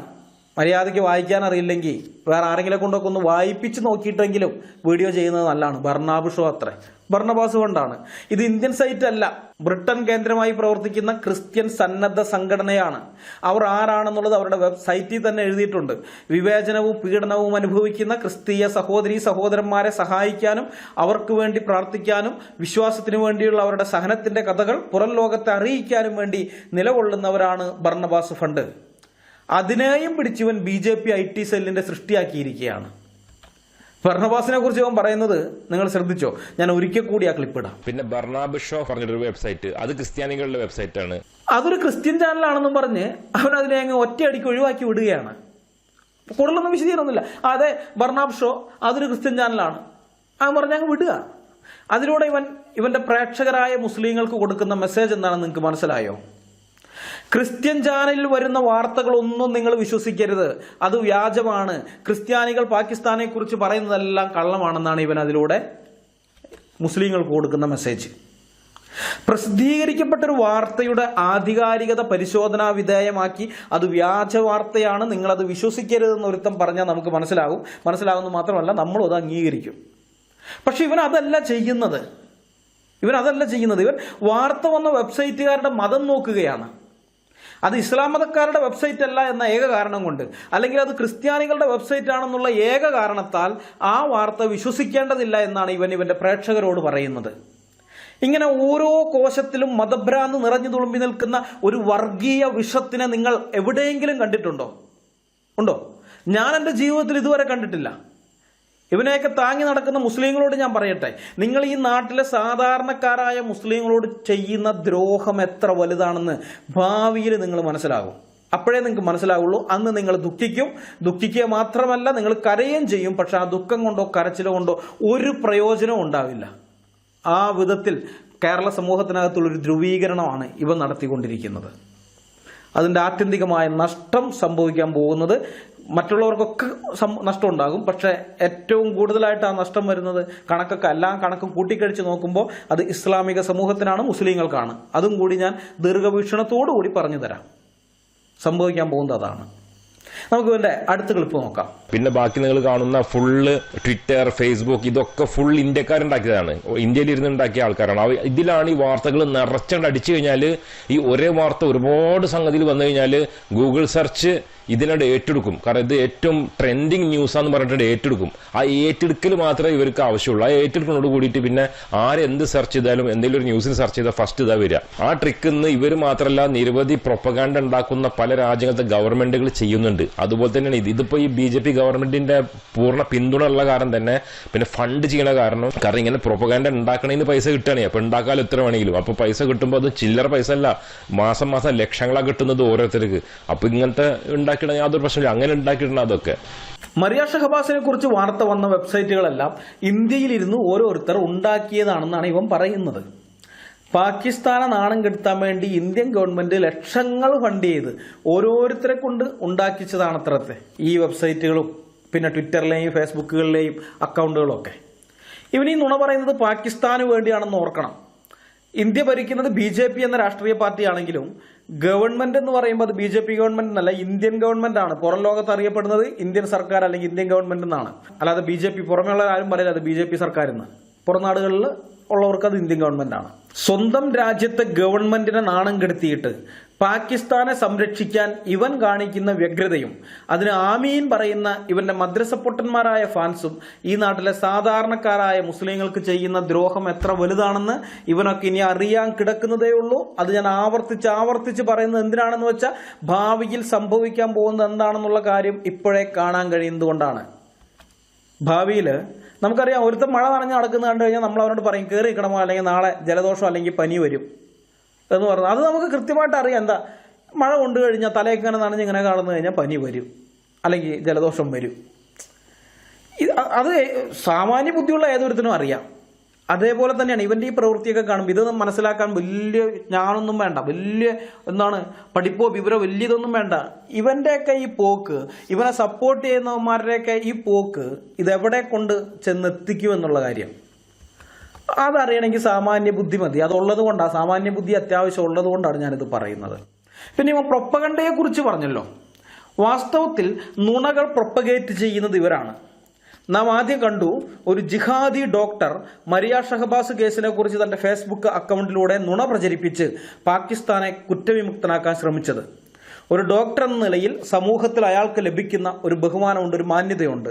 ആ മാന്യതയെ മുതലെടുക്കാനാണ് ആ ജിഹാദി തുനിഞ്ഞത്. അയാളുടെ അറിവില്ലായ്മ കൊണ്ട് ഇട്ട പോസ്റ്റ് അല്ല അത്. അങ്ങനെ ആയിരുന്നെങ്കിൽ ഈ വീഡിയോകളിലൂടെ, കഴിഞ്ഞ വീഡിയോയിലും പിന്നെ ഇപ്പോഴത്തെ ഈ വീഡിയോയിലും ഒക്കെ ആയിട്ട് ഞാൻ നിങ്ങളുടെ മുമ്പാകെ കാണിച്ച തെളിവുകളും ഇനി കാണിക്കാൻ പോകുന്ന തെളിവുകൾ, ഇപ്പൊ ഇതുവരെ കാണിച്ചത് മാത്രമല്ല ഇനി കാണിക്കാൻ പോകുന്ന തെളിവുകളൊക്കെ ഞാൻ അവിടെ നിരത്തിയപ്പോൾ അയാൾ ഒരു സോറി പറഞ്ഞുകൊണ്ട് ആ പോസ്റ്റ് പിൻവലിക്കുമായിരുന്നു. അതാണ് മാന്യനായിരുന്നെങ്കിൽ. അല്ലെങ്കിൽ അയാളുടെ അറിവില്ലായ്മ കൊണ്ട്, വിവരക്കേട് കൊണ്ട് അയാൾ ഇട്ടതാണ്, തെറ്റിദ്ധാരണ കൊണ്ടൊരു പോസ്റ്റ് ഇട്ടതാണെങ്കിൽ കാരണം അത് അയാളുടെ സ്വന്തമൊന്നുമല്ല. ഇതൊക്കെ വാട്സാപ്പിലൊക്കെ ഇങ്ങനെ പ്രചരിപ്പിച്ചുകൊണ്ടിരിക്കുന്നത്, ഇവന്മാർ പ്രചരിപ്പിക്കുന്നതാണ്. ആ കിട്ടിയ സാധനം ഇയാൾ ഫേസ്ബുക്കിൽ ഇട്ടതാണ്. അപ്പം അങ്ങനെ ഇട്ട ആ സാധനം അറിവില്ലായ്മ കൊണ്ടാണ് അത് ചെയ്തിരിക്കുന്നതെങ്കിൽ നമ്മൾ ഇത്രയും തെളിവ് നിരത്തി വസ്തുത ഇതാണ് സഹോദര എന്ന് പറഞ്ഞു കൊടുത്തപ്പോൾ അത് പിൻവലിക്കേണ്ടതായിരുന്നു. പക്ഷെ അയാൾ ചെയ്തത് ഞാൻ അവിടെ ഇട്ട തെളിവുകളൊക്കെ ഡിലീറ്റ് ചെയ്യുകയും പിന്നെ എന്നെ ബ്ലോക്ക് ചെയ്യുകയായിരുന്നു. അതായത് വ്യക്തമായ ഒരു അജണ്ടയോടുകൂടെയാണ് അവൻ ആ പോസ്റ്റ് അവിടെ ഇട്ടിരിക്കുന്നത്. ആ ജിഹാദി ഡോക്ടർ ആ പോസ്റ്റ് അവിടെ ഇട്ടിരിക്കുന്നത് വ്യക്തമായ ഒരു അജണ്ടയുടെ പുറത്താണ്. അവൻ അവിടെ പോസ്റ്റാക്കിയിട്ട അതേ കഥയാണ് ഇവൻ ഈ അറേബ്യൻ ജിഹാദി യൂട്യൂബിൽ വീഡിയോ ആയിട്ട് ഇട്ടത്. ഞാൻ പറഞ്ഞല്ലോ, ഇത് ഇവന്മാരുടെ ഒന്നും അല്ല, ഇത് വേറെ സോഴ്സിൽ നിന്നാണ് വരുന്നത്. വാട്സാപ്പിൽ വഴി പ്രചരിപ്പിക്കുന്നു, ടെലഗ്രാമിൽ ഇടുന്നു, അങ്ങനെ അത് പ്രചരിപ്പിച്ചുകൊണ്ടിരിക്കുന്നു, ഫേസ്ബുക്കിൽ ചിലവരിടുന്നു, ഇവനത് വീഡിയോ ആക്കിയിട്ട് വിട്ടു. നമ്മൾ നോക്കിക്കഴിഞ്ഞാൽ ഇതേ കഥ ഇവന്റെ വീഡിയോയിൽ ഇവൻ പറഞ്ഞിരിക്കുന്ന ഇതേ കഥ തന്നെയാണ് ഫേസ്ബുക്കിലും വാട്സാപ്പിലും ടെലഗ്രാമിലും ഒക്കെ ഇമ്രാൻ കുഞ്ഞുങ്ങൾ തുടരെ പോസ്റ്റ് ചെയ്തുകൊണ്ടിരിക്കുന്നത്. കാരണം ഞാൻ പറഞ്ഞല്ലോ, ഇവരുടെ എല്ലാവരുടെയും സോഴ്സ് വേറെ ഏതോ ഒരിടത്ത് നിന്നാണ്. അവർ എഴുതി കൊടുക്കുന്നത് ഇവന്മാർ പോസ്റ്റ് ചെയ്യുന്നു. ചിലരതൊക്കെ അല്പമൊക്കെ ഒന്ന് എഡിറ്റ് ചെയ്യുന്നുണ്ട്, അവരുടേതായ എന്തെങ്കിലും കാര്യങ്ങളൊക്കെ അവരങ്ങ് കൂട്ടിച്ചേർത്തിട്ട് അങ്ങ് ഇത് ചെയ്യുന്നുണ്ട്. കൂടുതൽ തള്ളുകൾ അവന്മാരങ്ങ് ഇടയിൽ ചേർത്തിട്ടൊക്കെ ചെയ്യുന്നുണ്ട്. ബാക്കി പലരും ഒരു എഡിറ്റിങ്ങും ഇല്ല, അങ്ങനെ തന്നെ അത് കണ്ടിടത്തെല്ലാം കൊണ്ട് കോപ്പി പേസ്റ്റ് ചെയ്ത് വെക്കുകയാണ്. അപ്പോൾ ഈ അറേബ്യൻ ജിഹാദ് എന്ത് ചെയ്തു? അത് വീഡിയോ ആയിട്ട് അങ്ങ് ചെയ്തു. മറ്റുള്ളവരൊക്കെ പോസ്റ്റുകളൊക്കെ ആയിട്ട് ഇടുമ്പോൾ ഇവനത് വീഡിയോ ആയിട്ട് ചെയ്തു. പാകിസ്ഥാനിൽ നടക്കുന്ന ന്യൂനപക്ഷ പീഡനങ്ങളെക്കുറിച്ച് പുറം ലോകം അറിയാതിരിക്കാൻ ISI കോടിക്കണക്കിന് ഡോളർ ഓരോ വർഷവും പ്രൊപ്പഗണ്ടയ്ക്ക് മാത്രമായി ചെലവാക്കുന്നുണ്ട്, ഓരോ വർഷവും. അപ്പോൾ ഓരോരോ രാജ്യങ്ങളിൽ പാകിസ്ഥാനെ വെള്ളപൂശാൻ വേണ്ടി അവർക്ക് ഏജന്റുമാരുണ്ട്. അവർ തയ്യാറാക്കി കൊടുക്കുന്ന കഥകൾ പ്രചരിപ്പിക്കുക എന്നാണ് ഈ ഏജന്റുമാരുടെ ജോലി. അവർക്ക് അതിനും കൃത്യമായി മാസാമാസം ശമ്പളം അവരുടെ അക്കൗണ്ടിൽ എത്തുന്നുമുണ്ട്. അപ്പോൾ അവന്മാർ സമൂഹത്തിൽ അറിയപ്പെടുന്ന ആളുകൾ, എന്തെങ്കിലുമൊക്കെ സമൂഹം ബഹുമാനിക്കുന്ന തരത്തിലുള്ള ആൾക്കാരൊക്കെയാണ്. അവരൊക്കെയാണ് ഇവരുടെ ഏജന്റുമാരായിട്ട് നിൽക്കുന്നത്. അപ്പോൾ ഈ ഏജന്റുമാരുടെ മണ്ടന്മാരായ ഫാൻസ് ഉണ്ട്. ആ ഫാൻസ് അവന്മാർക്കൊന്നും 5 പൈസ കിട്ടില്ല. ഇവന്മാർക്കാണ് മറ്റൊരു കോടിക്കണക്കിന് ഡോളർ ചെലവാക്കുന്ന പറയുന്നില്ല. അത് ഇവന്മാർ ഉള്ളവർക്കൊക്കെയാണ്, ലക്ഷങ്ങളൊക്കെ ഇവരുടെ അക്കൗണ്ടിൽ വരും. പക്ഷേ ഈ ഫാൻസിനൊന്നുമില്ല. ഫാൻസ് ഇതൊക്കെ കാണുമ്പോൾ തന്നെ ആ വീഡിയോ ഉണ്ടായി അത് ഷെയർ ചെയ്യുന്നു, അതിന്റെ ലിങ്ക് അവിടെ കൂടെ ഒക്കെ കൊണ്ട് ഒട്ടിക്കുന്നു. പിന്നെ ഫേസ്ബുക്കിൽ പോസ്റ്റ് വന്നു കഴിഞ്ഞാൽ ആ പോസ്റ്റ് ഷെയർ ചെയ്യുന്നു, പോസ്റ്റിന്റെ ലിങ്കുകൾ അവിടെ കൂടെ ഒട്ടിക്കുന്നു. പിന്നെ വാട്സാപ്പ് വഴി ആ പോസ്റ്റ് പ്രചരിപ്പിക്കുന്നു. അതൊക്കെ അങ്ങനെ ചെയ്തിട്ട് അതിനെ വൈറലാക്കും. അതാണ് അവരുടെ പണി. എന്നാൽ ഇവന്മാരാണ് ഈ ലെവലിലൊക്കെ ചെയ്ത് പൈസ വരുത്തവന്മാർ, ബുദ്ധിയുള്ളവർ, കാശുണ്ടാക്കാൻ അറിയാവുന്നവന്മാർ ഇവന്മാരാണ്. മറ്റേ മണ്ടന്മാരായ അണികൾക്ക് പിന്നെ അതൊന്നും അറിയില്ല. അവർ സമയമൊക്കെ കളഞ്ഞ് ഡാറ്റയൊക്കെ കളഞ്ഞ് ഈ നുണ പ്രചരിപ്പിച്ചുകൊണ്ടിരിക്കും. ഈ ലെവലിലാണ് ഇതിന്റെ പോക്ക്, ഇതിന്റെ സിസ്റ്റം ഇങ്ങനെയാണ് പ്രവർത്തിക്കുന്നത് ഇവന്മാരുടെ. അതുപോലെ മറ്റൊന്നുമുണ്ട്. ഇന്ത്യക്കകത്ത് ഏതെങ്കിലും മുസ്ലിമിന് വിവേചനം നേരിടേണ്ടി വന്നാലോ അല്ലെങ്കിൽ സംഘപരിവാറിൽ നിന്നൊരു അതിക്രമം നേരിടേണ്ടി വന്നാലോ അത് ആഗോളതലത്തിൽ തന്നെ പ്രചരിപ്പിക്കാൻ ISI പ്രത്യേക ഫണ്ട് വകയിരുത്തിയിട്ടുണ്ട്. അത് ഇന്ത്യയെ പുറം ലോകത്തിന്റെ മുമ്പിൽ നാണം കെടുത്താൻ വേണ്ടിയിട്ട് അവർ ചെയ്യുന്നതാണ്. 2 വിധത്തിലാണ് ഇവരുടെ ഈ ഏജന്റുമാർ. ഒന്ന് പാകിസ്ഥാന് വേണ്ടിയിട്ട്, മറ്റൊന്ന് ഇന്ത്യയെ ഇകഴ്ത്താൻ വേണ്ടിയിട്ട്. ഇങ്ങനെ 2 വിധത്തിലുണ്ട്. അപ്പോൾ ഇവന്മാർ ഇങ്ങനെ ഇന്ത്യയിലോ എവിടെയെങ്കിലുമൊക്കെ ഒരു സംഭവം, ഒരു മുസ്ലിമിനെതിരെ എന്തെങ്കിലും ഒരു ചെറിയ പ്രശ്നം ഉണ്ടെങ്കിൽ പോലും അതിനെ അങ്ങ് പർവ്വതീകരിച്ച് വലിയ വലിയ ഇവന്മാർ ഫേസ്ബുക്ക് പോസ്റ്റ് ഇടുന്നു, വാട്സാപ്പിൽ എഴുതുന്നു. പിന്നെ ഇവരുടെ തന്നെ യൂട്യൂബ് ചാനലുകൾ ഇഷ്ടം പോലെയുണ്ട്. അത് വിശ്വാസയോഗ്യത എന്ന് പറയുന്നത് ഒട്ടുമില്ലാത്ത സാധനമാണ്. ഒരു വിശ്വാസയോഗ്യതയില്ല. പക്ഷെ ഓരോരോ വാർത്തകൾ അത് ഇതെന്നൊക്കെ പറഞ്ഞുകൊണ്ടൊക്കെയാണ് ആ വാർത്ത, ഈ വാർത്ത, മറ്റേ വാർത്ത, മറിച്ചേ വാർത്ത എന്നൊക്കെ പറഞ്ഞുകൊണ്ട് മലയാളത്തിൽ തന്നെ കുറേ ഉണ്ട്. അതുപോലെ ഓരോ ഭാഷകളിലും ഉണ്ട്. അപ്പോൾ അതിനകത്തൊക്കെ പിന്നെ വാർത്ത വരും ഈ വിഷയത്തെക്കുറിച്ച് ഭയങ്കരമായിട്ട് ഇതിനങ്ങ് ഇതായിക്കൊണ്ട്. അപ്പോൾ ഇങ്ങനെയുള്ള ഈ പ്രചരണമൊക്കെ ആരംഭിക്കുന്നത് ഇന്ത്യക്കകത്ത് തന്നെയുള്ള ഇതേപോലെയുള്ള യൂട്യൂബർമാരിലൂടെ അല്ലെങ്കിൽ ബ്ലോഗർമാരിലൂടെ അല്ലെങ്കിൽ ഇതേപോലെ കടലാസിന്റെ വില പോലും ഇല്ലാത്ത ചാനലുകളൊക്കെ ഉണ്ടല്ലോ, അതിലൂടെയൊക്കെ ആയിരിക്കും. അതിലൂടെയൊക്കെയാണ് ഇത് ആദ്യം തന്നെ വരുന്നത്. അപ്പോൾ അത് ഇന്ത്യക്ക് പുറത്തുള്ള ISI പ്രൊപ്പഗണ്ടിസ്റ്റുകൾ ഏറ്റെടുക്കും. അവരത് ആഗോളതലത്തിൽ പ്രചരിപ്പിച്ചോളും. അപ്പോൾ ആസിഫ കേസൊക്കെ അത്ര വൈറലായത് ഇങ്ങനെയാണ്. കാരണം ഇതാണ്, ഇത് കൃത്യമായി ചില വാർത്തകൾ പൊങ്ങി വരണം, അത് മാത്രം ലൈം ലൈറ്റിൽ നിൽക്കണം എന്നൊക്കെ ഉള്ളത് ചിലരുടെ അജണ്ടകളുടെ ഭാഗമാണ്. അപ്പൊ ഈ യൂട്യൂബർമാർക്കും ബ്ലോഗർമാർക്കും പിന്നെ ഈ ചാനലുകൾ, കടലാസിന്റെ വില പോലും ഇല്ലാത്ത ചാനലുകളൊക്കെ നടത്തുന്നുണ്ടല്ലോ, യൂട്യൂബ് ചാനലൊക്കെ നടത്തുന്നവർ, ഇവന്മാർക്കൊക്കെ കൃത്യമായി മാസാമാസം അവരുടെ കൂലി അക്കൗണ്ടിൽ എത്തിക്കോളും. അതൊക്കെ ഇവനും നന്നായിട്ട് അറിയാം. കാരണം ഇവന്റെ അക്കൗണ്ടിലേക്കും വരുന്നുണ്ടല്ലോ. അതുകൊണ്ട് ഇവന് കൃത്യമായിട്ട് അതറിയാം. അതുകൊണ്ടാണ് ഇവനത് മറ്റുള്ളവരുടെ തലയെ ചാരാൻ നോക്കുന്നത്. മനസ്സിലായോ? ഞാൻ പറഞ്ഞല്ലേ, ഇവന്മാരുടെ സ്ഥിരം ശൈലിയാണിത്. എന്തു വന്നാലും യഹൂദന്റെ തലേ ചാരലാണ്. അത് ജൂതന്മാരുടെ പരിപാടി. അത് ജൂതൻ ആ ഇത് തന്നെയാണ് ഇപ്പൊ നമ്മുടെ തലയിൽ കൊണ്ടിടാൻ നോക്കുന്നത്. കാര്യമൊന്നുമില്ല മോനെ. അറേബ്യൻ ജിഹാദി, നിന്നെ കേരളീയ പൊതുസമൂഹം മനസ്സിലാക്കി കഴിഞ്ഞു. നീ എത്ര വലിയ വർഗീയ വിഷമാണെന്ന് മലയാളികൾ, ചിന്തിക്കുന്ന മനുഷ്യർ മനസ്സിലാക്കി കഴിഞ്ഞു. ചിന്താശേഷിയില്ലാത്ത നിന്റെ ഫാൻസിന്റെ കാര്യമല്ല ഞാൻ പറയുന്നത്. തലയ്ക്കകത്ത് അല്പം സുബോധം ബാക്കിയുള്ള മലയാളീസ് ഉണ്ടല്ലോ, അവർക്കൊക്കെ മനസ്സിലായി നീ വെറും ഒരു ഇമ്രാൻ കുഞ്ഞാണ്, പാകിസ്ഥാന്റെ ഏജന്റായിട്ട് നിൽക്കുന്നവനാണ്, നീ വെറും ഒരു ജിഹാദിയാണെന്നുള്ള കാര്യം അത് വ്യക്തമായിട്ട് മനസ്സിലാക്കി കഴിഞ്ഞു.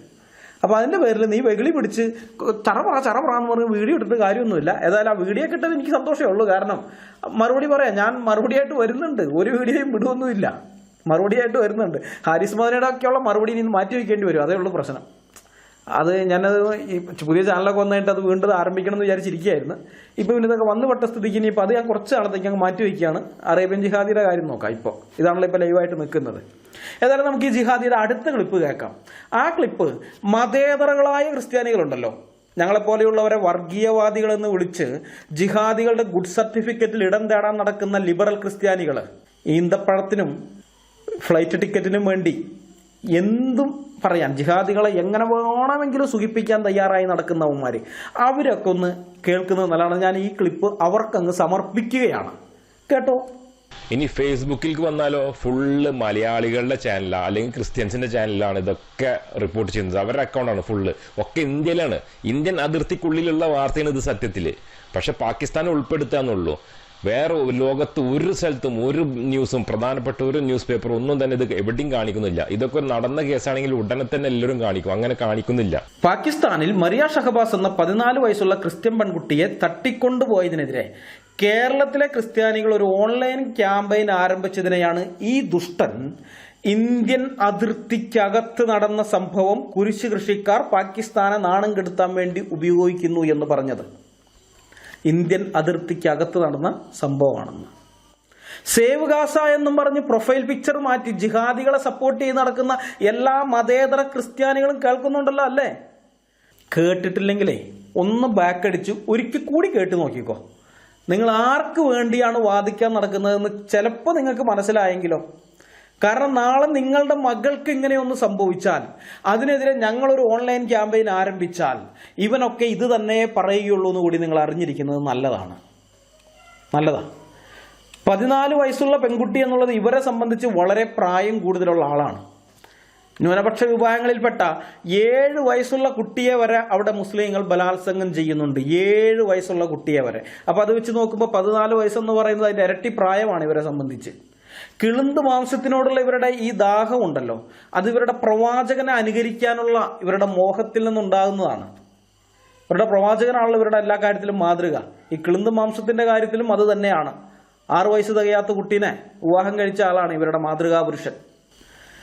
അടുത്ത ക്ലിപ്പ് കേട്ടു നോക്കാം നമുക്ക്. പിന്നെ ഇങ്ങനത്തെ കട്ടിങ്ങൾ ഇട്ടിട്ട് ബ്രെയിൻ വാഷ് ചെയ്യാം. ഈ പെണ്ണിന്റെ ഫോട്ടോ പോലും സത്യമല്ല, മനസ്സിലായില്ലേ? ഇത് ഏത് പെണ്ണാണോ, ഇത് പാകിസ്ഥാനത്തെ ആണോ ഇന്ത്യയിലത്തെ ആണോ ആർക്കും ഒരു പിടിയില്ല. പെണ്ണിന്റെ ഫോട്ടോ ഇട്ടിട്ട് ഈ BJP ആർട്ടിസ്റ്റ് എല്ലാം പ്രശസ്തിയാക്കിയതാണ്. പിന്നെ എല്ലാവരും ആ ഫോട്ടോ ഏറ്റുപിടിക്കാന്ന് മാത്രമേ ഉള്ളൂ. ആ കട്ടൗട്ടിൽ പറയുന്നില്ല ഈ പെണ്ണാണ് ഇതെന്ന് പറയുന്നില്ല. അത് വളരെ വിദഗ്ധമായിട്ടുള്ള പോസ്റ്റാണ്. ഒരു പെണ്ണിന്റെ ഫോട്ടോ ഉണ്ടെന്ന് മാത്രമേ ഉള്ളൂ. നാളെ ഒരു തർക്കം വരികയാണെങ്കിൽ അത് ഏതോ ഒരു പെണ്ണിന്റെ ഫോട്ടോ, ഞങ്ങൾ പറഞ്ഞില്ലല്ലോ ആ പെണ്ണ് ഇതാന്ന് ഞങ്ങൾ പറഞ്ഞില്ലല്ലോ എന്ന് പറഞ്ഞിട്ട് ഒഴിഞ്ഞു പോവുകയും ചെയ്യാം. അങ്ങനത്തെ ഒരു ട്രിക്കാണ് ഇതൊക്കെ. മറിയ ഷഹബാസിന്റെ ഫോട്ടോ ഒറിജിനൽ അല്ല. അങ്ങനെ ഒരു പെൺകുട്ടി പാകിസ്ഥാനിലേ ഇല്ല. ചിലപ്പോൾ ഇത് ഇന്ത്യയിലെ പെൺകുട്ടിയായിരിക്കും. ഈ പെണ്ണാണ് ആ പെണ്ണെന്ന് പോസ്റ്റ് പറയുന്നില്ല. വളരെ വിദഗ്ധമായ തന്ത്രമാണ്. നാളെ ഒരു തർക്കം വന്നാൽ ഏതോ ഒരു പെണ്ണിന്റെ ഫോട്ടോ, ഞങ്ങൾ പറഞ്ഞില്ലല്ലോ ആ പെണ്ണ് ഇതാണെന്ന് അങ്ങനെയൊക്കെ പറഞ്ഞ് ഒഴിഞ്ഞു മാറിപ്പോകാനുള്ള ട്രിക്കാണെന്നാണ് ഇവന്റെ വർത്തമാനം. അതാണ് ഇവൻ പറയുന്നത്. ഏതൊരാൾക്കും എളുപ്പത്തിൽ പൊളിച്ചെടുക്കാൻ പറ്റുന്ന നുണയാണ് ഇവൻ ഈ പറയുന്നത്. അത് പറയാൻ ഇവന് കിട്ടുന്ന ധൈര്യം എന്താണെന്ന് നിങ്ങൾക്കറിയോ? അവന്റെ ചാനലിന്റെ സബ്സ്ക്രൈബേഴ്സിൽ ബഹുഭൂരിപക്ഷവും കാശിന് കൊള്ളാത്ത, ചിന്താശേഷി 7 കൂടി പോയിട്ടില്ലാത്ത, കാര്യകാരണ വിചാരം എന്ന വാക്ക് പോലും ജീവിതത്തിൽ ഇന്ന് വരെ കേട്ടിട്ടില്ലാത്ത വെറും ഉണ്ണാക്കന്മാരായ മദ്രസ പൊട്ടന്മാരാണെന്നുള്ള തിരിച്ചറിവാണ് ഇത്തരം നുണ പറയാൻ ഇവനുള്ള ശക്തി. ചിന്താശേഷിയും സുബോധവുമുള്ള ഏതെങ്കിലും ഒരാൾ, അതിപ്പോ ഒരു മുസ്ലിം തന്നെ ആയിക്കോട്ടെ, അവന്റെ ചാനലിന്റെ കീഴിൽ ചെന്ന് ഇവൻ പറഞ്ഞതിന്റെ അബദ്ധങ്ങളും അതിന്റെ ശരിയായ വശവും ചൂണ്ടിക്കാണിച്ചാൽ വെട്ടുക്കിളിക്കൂട്ടം പോലെ ഉടനെ ഒരു ഇവന്റെ ഫാൻസ്, എന്നിട്ട് അത് പറഞ്ഞവനെ കൂട്ടമായി ആക്രമിക്കും. ഇത് 1 2 വട്ടമായി കഴിഞ്ഞാൽ ആ ചങ്ങാതി ഇവന്റെ ജീവിതത്തിൽ ഒരിക്കലും ഇവന്റെ വീഡിയോയ്ക്ക് കീഴിൽ വന്ന് പ്രതികൂലമായ കമന്റ് ഇടില്ല. ഇങ്ങനത്തെ മതഭ്രാന്തന്മാരും മന്ദബുദ്ധികളുമായ ഫാൻസും ഉണ്ടെന്നുള്ള ധൈര്യത്തിലാണ് ഇവൻ ഇപ്രകാരമുള്ള നുണകളെ കടിച്ചുവിടുന്നത്. പിന്നെ ഇവനും കുത്തിന് തച്ചിനിരുന്നിട്ട് ഇവൻ എന്ത് ചെയ്യും? കമന്റ്സുകൾ ഡിലീറ്റ് ചെയ്യുന്നുമുണ്ട്. ക്രൈസ്തവരായിരിക്കുന്ന പലരും എന്റെ പേര് പറഞ്ഞുകൊണ്ട് അവനിട്ടിരിക്കുന്ന ഈ വീഡിയോകൾക്ക് കീഴെ ക്രൈസ്തവരായ പലരും വന്ന് സംസാരിച്ചിരുന്നു. ഒരൊറ്റ കമന്റ് പോലും ഇപ്പൊ അവിടെ ഇല്ല. ഒക്കെ കുത്തിയിരുന്ന് ഡിലീറ്റ് ചെയ്യാണ്. അപ്പൊ ഇതാണ് ഭീരുത്വം എന്നൊക്കെ പറയാം. ഭീരുത്വത്തിന്റെ ആൾരൂപമാണ് ഈ അറേബ്യൻ ജിഹാദികളെല്ലാം ഭീരുക്കളാണ്. അത് വേറെ കാര്യം, എല്ലാം ഭീരുക്കളാണ്. നമ്മൾ വിചാരിക്കും വലിയ ധൈര്യം, ഒന്നുമില്ല, ഭീരുക്കളാണ്. ഒറ്റയ്ക്ക് കിട്ടണം, അപ്പം അറിയാം. ഒറ്റയ്ക്ക് കൂട്ടം കൂടി കഴിഞ്ഞാൽ ഈ കഴുതപ്പുലികളെ പോലെയാണ്. കഴുതപ്പുലി നമുക്കറിയാം, ഒറ്റയ്ക്കാണെങ്കിൽ അത് പായുന്ന കണ്ടം വഴി പായുന്ന കണ്ടത്തിൽ പുല്ല് പിന്നെ ജമ്മത്ത് മുളയ്ക്കുന്ന പ്രതീക്ഷയുണ്ട്. അമ്മ അതിൽ സ്പീഡിൽ അത് പായും. പക്ഷെ കൂട്ടം കൂടിയാലോ, കൂട്ടം കൂടി കഴിഞ്ഞാൽ പിന്നെ ഭയങ്കര അപകടകാരികളാണ്. അത് ഇവരുടെ സ്വഭാവമാണ്. അതേ കഴുതപ്പുലികളുടെ അതേ ക്യാരക്ടറാണ് ഈ ജിഹാദികൾക്കൊക്കെ. ഏതായാലും ഇവൻ പറഞ്ഞതിന്റെ വാസ്തവം നമുക്കൊന്ന് പരിശോധിച്ച് നോക്കാം. BJP IT സെല്ലിന്റെ വെബ്സൈറ്റ് ആണെന്നും പറഞ്ഞ് ഇവൻ തള്ളിക്കളയാൻ ആഹ്വാനം ചെയ്തിരിക്കുന്ന OP ഇന്ത്യയുടെ സൈറ്റ് തന്നെ നമുക്കെടുക്കാം.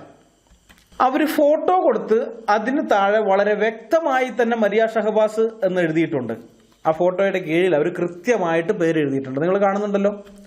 ഇനി അവർ ആ വാർത്തയുടെ സോഴ്സ് കൊടുത്തിരിക്കുന്നത് നൈലായ് നായത്ത് എന്ന പാകിസ്ഥാൻ പത്രപ്രവർത്തകരുടെ ട്വീറ്റാണല്ലോ. അതിൽ നൈലായ് നായത്തും വളരെ വ്യക്തമായി മരിയ ഷഹബാസ് എന്ന പേര് പറയുകയും മരിയ ഷഹബാസിന്റെ ഫോട്ടോ മാത്രമല്ല മരിയയുടെ കുടുംബാംഗങ്ങളുടെയും ഫോട്ടോയൊക്കെ കൊടുത്തിട്ടുണ്ട്. ഏപ്രിൽ 28-നാണ് മരിയ ഷഹബാസിനെ മുസ്ലിങ്ങൾ തട്ടിക്കൊണ്ടുപോകുന്നത്.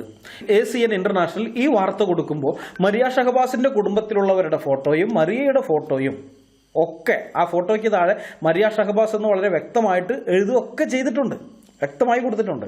ഇതൊക്കെ ഇപ്പോഴും നെറ്റിൽ കിടക്കുന്നതാണ്. ഞാനിപ്പോൾ ഈ വീഡിയോ ചെയ്യാൻ വേണ്ടിയിട്ട് ഒന്നും കൂടി പരിശോധിച്ച് നോക്കിയപ്പോൾ ഇപ്പോൾ അവിടെ തന്നെ കിടക്കുന്നുണ്ട്. അത് ആർക്ക് വേണമെങ്കിലും ഇതൊക്കെ ഒന്ന് പരിശോധിച്ച് നോക്കാവുന്നതേ ഉള്ളൂ. ഇത് ഗൂഗിളിൽ അല്പസമയം ചെലവഴിക്കാൻ തയ്യാറായാൽ ഏതൊരാൾക്കും കണ്ടെത്താൻ കഴിയുന്ന ഈ കാര്യത്തിൽ പോലും നട്ടാൽ കുറുക്കാത്ത നുണ പറയാൻ ഇവന് കിട്ടുന്ന ധൈര്യം. ഞാൻ നേരത്തെ പറഞ്ഞല്ലോ, ബുദ്ധിയും ബോധവും ചിന്താശേഷിയും കാര്യകാരണ വിചാരവും ഏഴേലത്തു കൂടി പോയിട്ടില്ലാത്ത ഫാൻസ് ഇവനുള്ളത് കൊണ്ടാണ്.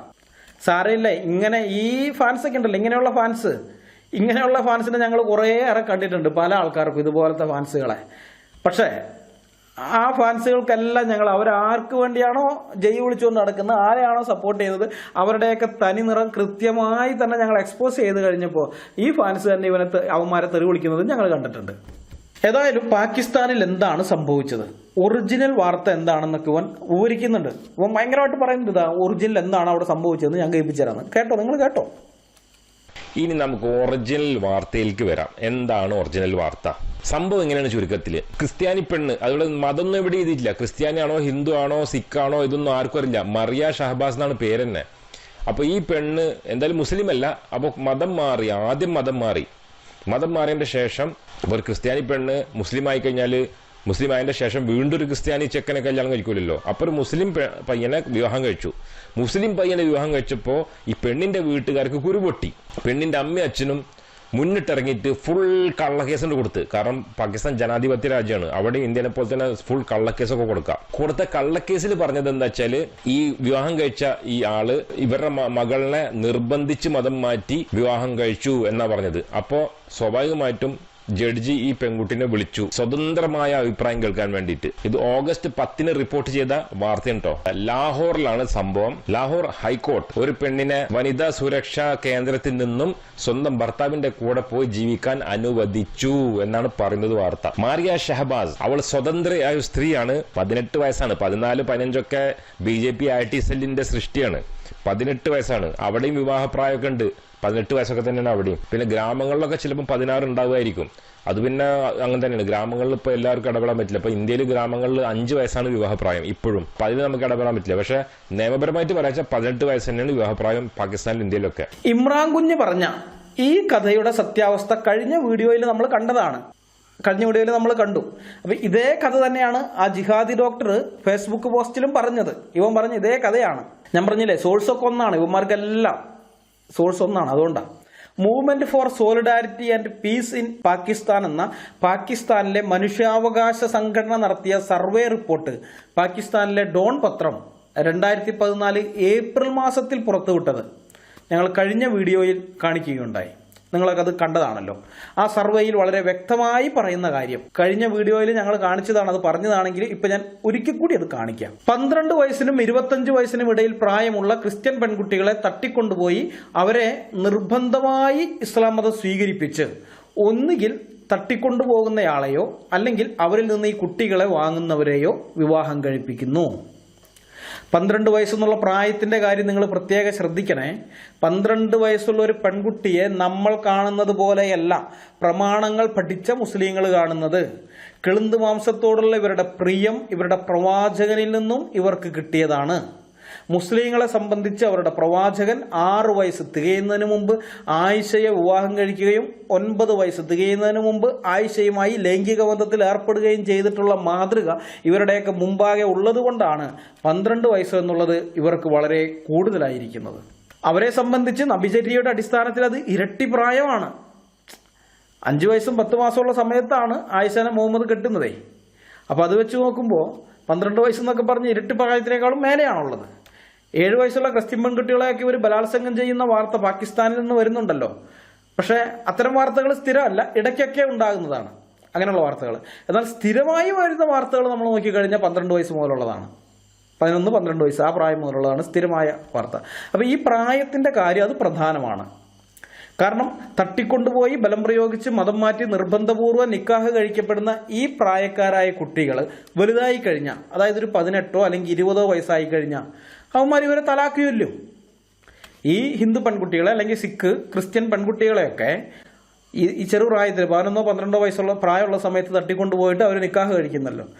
അവരെ സംബന്ധിച്ച് ഒരു 18-20 വയസ്സൊക്കെ ഈ പെൺകുട്ടികൾക്ക് ആയി കഴിഞ്ഞാൽ പിന്നെ ആവശ്യമില്ല, പിന്നെ തലാക്കിയല്ലാണ്. എന്നിട്ട് അടുത്ത 12കാരിയെ തട്ടിക്കൊണ്ടുവരാനുള്ള വഴി നോക്കും. കാരണം അവർക്ക് ആ കിളുന്ത് മാംസം അത് ഇവർക്ക് വളരെ പ്രിയമാണ്. അവരെ കൊണ്ട് ഇത് ചെയ്യിപ്പിക്കുന്നത്, ആ പ്രിയം അവർക്ക് കിട്ടിയിരിക്കുന്നത് അവരുടെ പ്രവാചകനിൽ നിന്നാണ്, മുഹമ്മദിൽ നിന്നാണ്. തട്ടിക്കൊണ്ടുപോകപ്പെട്ട പെൺകുട്ടികളുടെ വീട്ടുകാർ പൊതുവെ കേസിനൊന്നും പോകാറില്ല. കാരണം നമ്മൾ കഴിഞ്ഞ വീഡിയോയിൽ കണ്ടതാണ്, ഒന്നുകിൽ അടുത്ത കുട്ടിയെ കൂടി അവർ തട്ടിക്കൊണ്ടുപോകും, അല്ലെങ്കിൽ വീട്ടിൽ ആരെങ്കിലും വെടിവെച്ച് കൊല്ലും. അപൂർവം ചിലരെ കേസിന് പോകും. അങ്ങനെ കേസിന് പോയാൽ തട്ടിക്കൊണ്ടുപോയാൽ ഒരു കൗണ്ടർ കേസ് ഉണ്ടാക്കും. ഇവർക്ക് ഒരു കൗണ്ടർ കേസ് കൊടുക്കും. തട്ടിക്കൊണ്ടുപോകപ്പെട്ട പെൺകുട്ടിയിൽ നിന്ന് ഒപ്പിട്ട് വാങ്ങിയ വെള്ള പേപ്പറിലായിരിക്കും പരാതി ഇവന്മാർ എഴുതി കൊടുക്കുന്നത്. അപ്പോൾ ആ പെൺകുട്ടി പരാതി കൊടുക്കുന്ന പോലെ ഉണ്ടാവുകയുള്ളത്, ഞാൻ പ്രായപൂർത്തിയായ ആളാണ്, എൻ്റെ സ്വന്തം ഇഷ്ടപ്രകാരം ഇസ്ലാമിലേക്ക് ഞാൻ മതം മാറിയതാണ്, ഇസ്ലാമിലേക്ക് മതം മാറിയത് കൊണ്ട് ഞാനൊരു മുസ്ലിം പുരുഷനെ വിവാഹം കഴിച്ചത് എൻ്റെ വീട്ടുകാർക്ക് ഇഷ്ടപ്പെട്ടിട്ടില്ല, അവരെന്നെ തിരിച്ച് ക്രിസ്ത്യാനിയാക്കാൻ നോക്കുകയാണ്, എൻ്റെ ഭർത്താവിൽ നിന്ന് എന്നെ വേർപിരിക്കാൻ നോക്കുകയാണ്, അതിനുവേണ്ടി എൻ്റെ ഭർത്താവിനെതിരെ അവർ കള്ളക്കേസ് കൊടുത്തിരിക്കുന്നു, പോലീസ് കൈക്കൂലി വാങ്ങി എൻ്റെ വീട്ടുകാരോടൊപ്പം ചേർന്ന് ഞങ്ങളെ ഹറാസ് ചെയ്യുകയാണ്, അപ്പോൾ കോടതി ഇടപെട്ടിട്ട് ഈ ഹറാസ്മെൻറ്റ്, പോലീസിൻ്റെ ഹറാസ്മെൻറ്റ് നിർത്തണം, ഞങ്ങളുടെ വീട്ടുകാരുടെ ശല്യമൊക്കെ ഒന്ന് അവസാനിപ്പിച്ച് തരണമെന്ന് ആയിരിക്കും ഈ വെള്ളപ്പേപ്പറിൽ, ഈ പെൺകുട്ടിയുടെ ഒപ്പിട്ട് വാങ്ങിയിരിക്കുന്ന വെള്ളപ്പേപ്പറിന്റെ മുകളിൽ ഇവർ എഴുതി ചേർക്കുന്ന ആ പരാതി അതങ്ങനെ ആയിരിക്കും. ഇത് ഞങ്ങളാരും പറയുന്നതല്ല. 2014 movement for solidarity and peace in Pakistan എന്ന പാകിസ്ഥാനിലെ മനുഷ്യാവകാശ സംഘടന, പാകിസ്ഥാന് പുറത്തുള്ള ഏതെങ്കിലും അന്തർദേശീയ മനുഷ്യാവകാശ സംഘടനകളൊന്നുമല്ല, പാകിസ്ഥാന്റെ അകത്തുള്ള മനുഷ്യാവകാശ സംഘടന നടത്തിയ സർവേ റിപ്പോർട്ട് പാകിസ്ഥാന്റെ നാവെന്ന് പറയാവുന്ന ഡോൺ പത്രം 2014 ഏപ്രിൽ മാസത്തിൽ റിപ്പോർട്ട് ചെയ്തിട്ടുണ്ട്. ആ സർവേക്കകത്തുള്ള വിഷയമാണിത്. അതേ കഥ തന്നെയാണ് 2020 മറിയ ഷഹബാസിന്റെ കാര്യം വരുമ്പോഴും ഈ അറേബ്യൻ ജിഹാദിയൊക്കെ പറയുന്നത്. ഒരു മാറ്റവും ഇല്ല. നാണോ മാനോ എന്ന് പറഞ്ഞ സാധനം ഇവന്റെയൊക്കെ 7 അയലത്ത് കൂടി പോയിട്ടില്ല. ഉണ്ടായിരുന്നെങ്കിൽ ഇവൻ ഈ കഥയും പറഞ്ഞു വരില്ലായിരുന്നു, ഒരിക്കലും വരില്ല. മറിയ ഷഹബാസിന്റെ പ്രായം 18 വയസ്സാണെന്നാണ് ഇവൻ പറയുന്നത്. പക്ഷെ അവളുടെ സ്കൂൾ സർട്ടിഫിക്കറ്റിലെ പ്രായം 14 വയസ്സാണ്.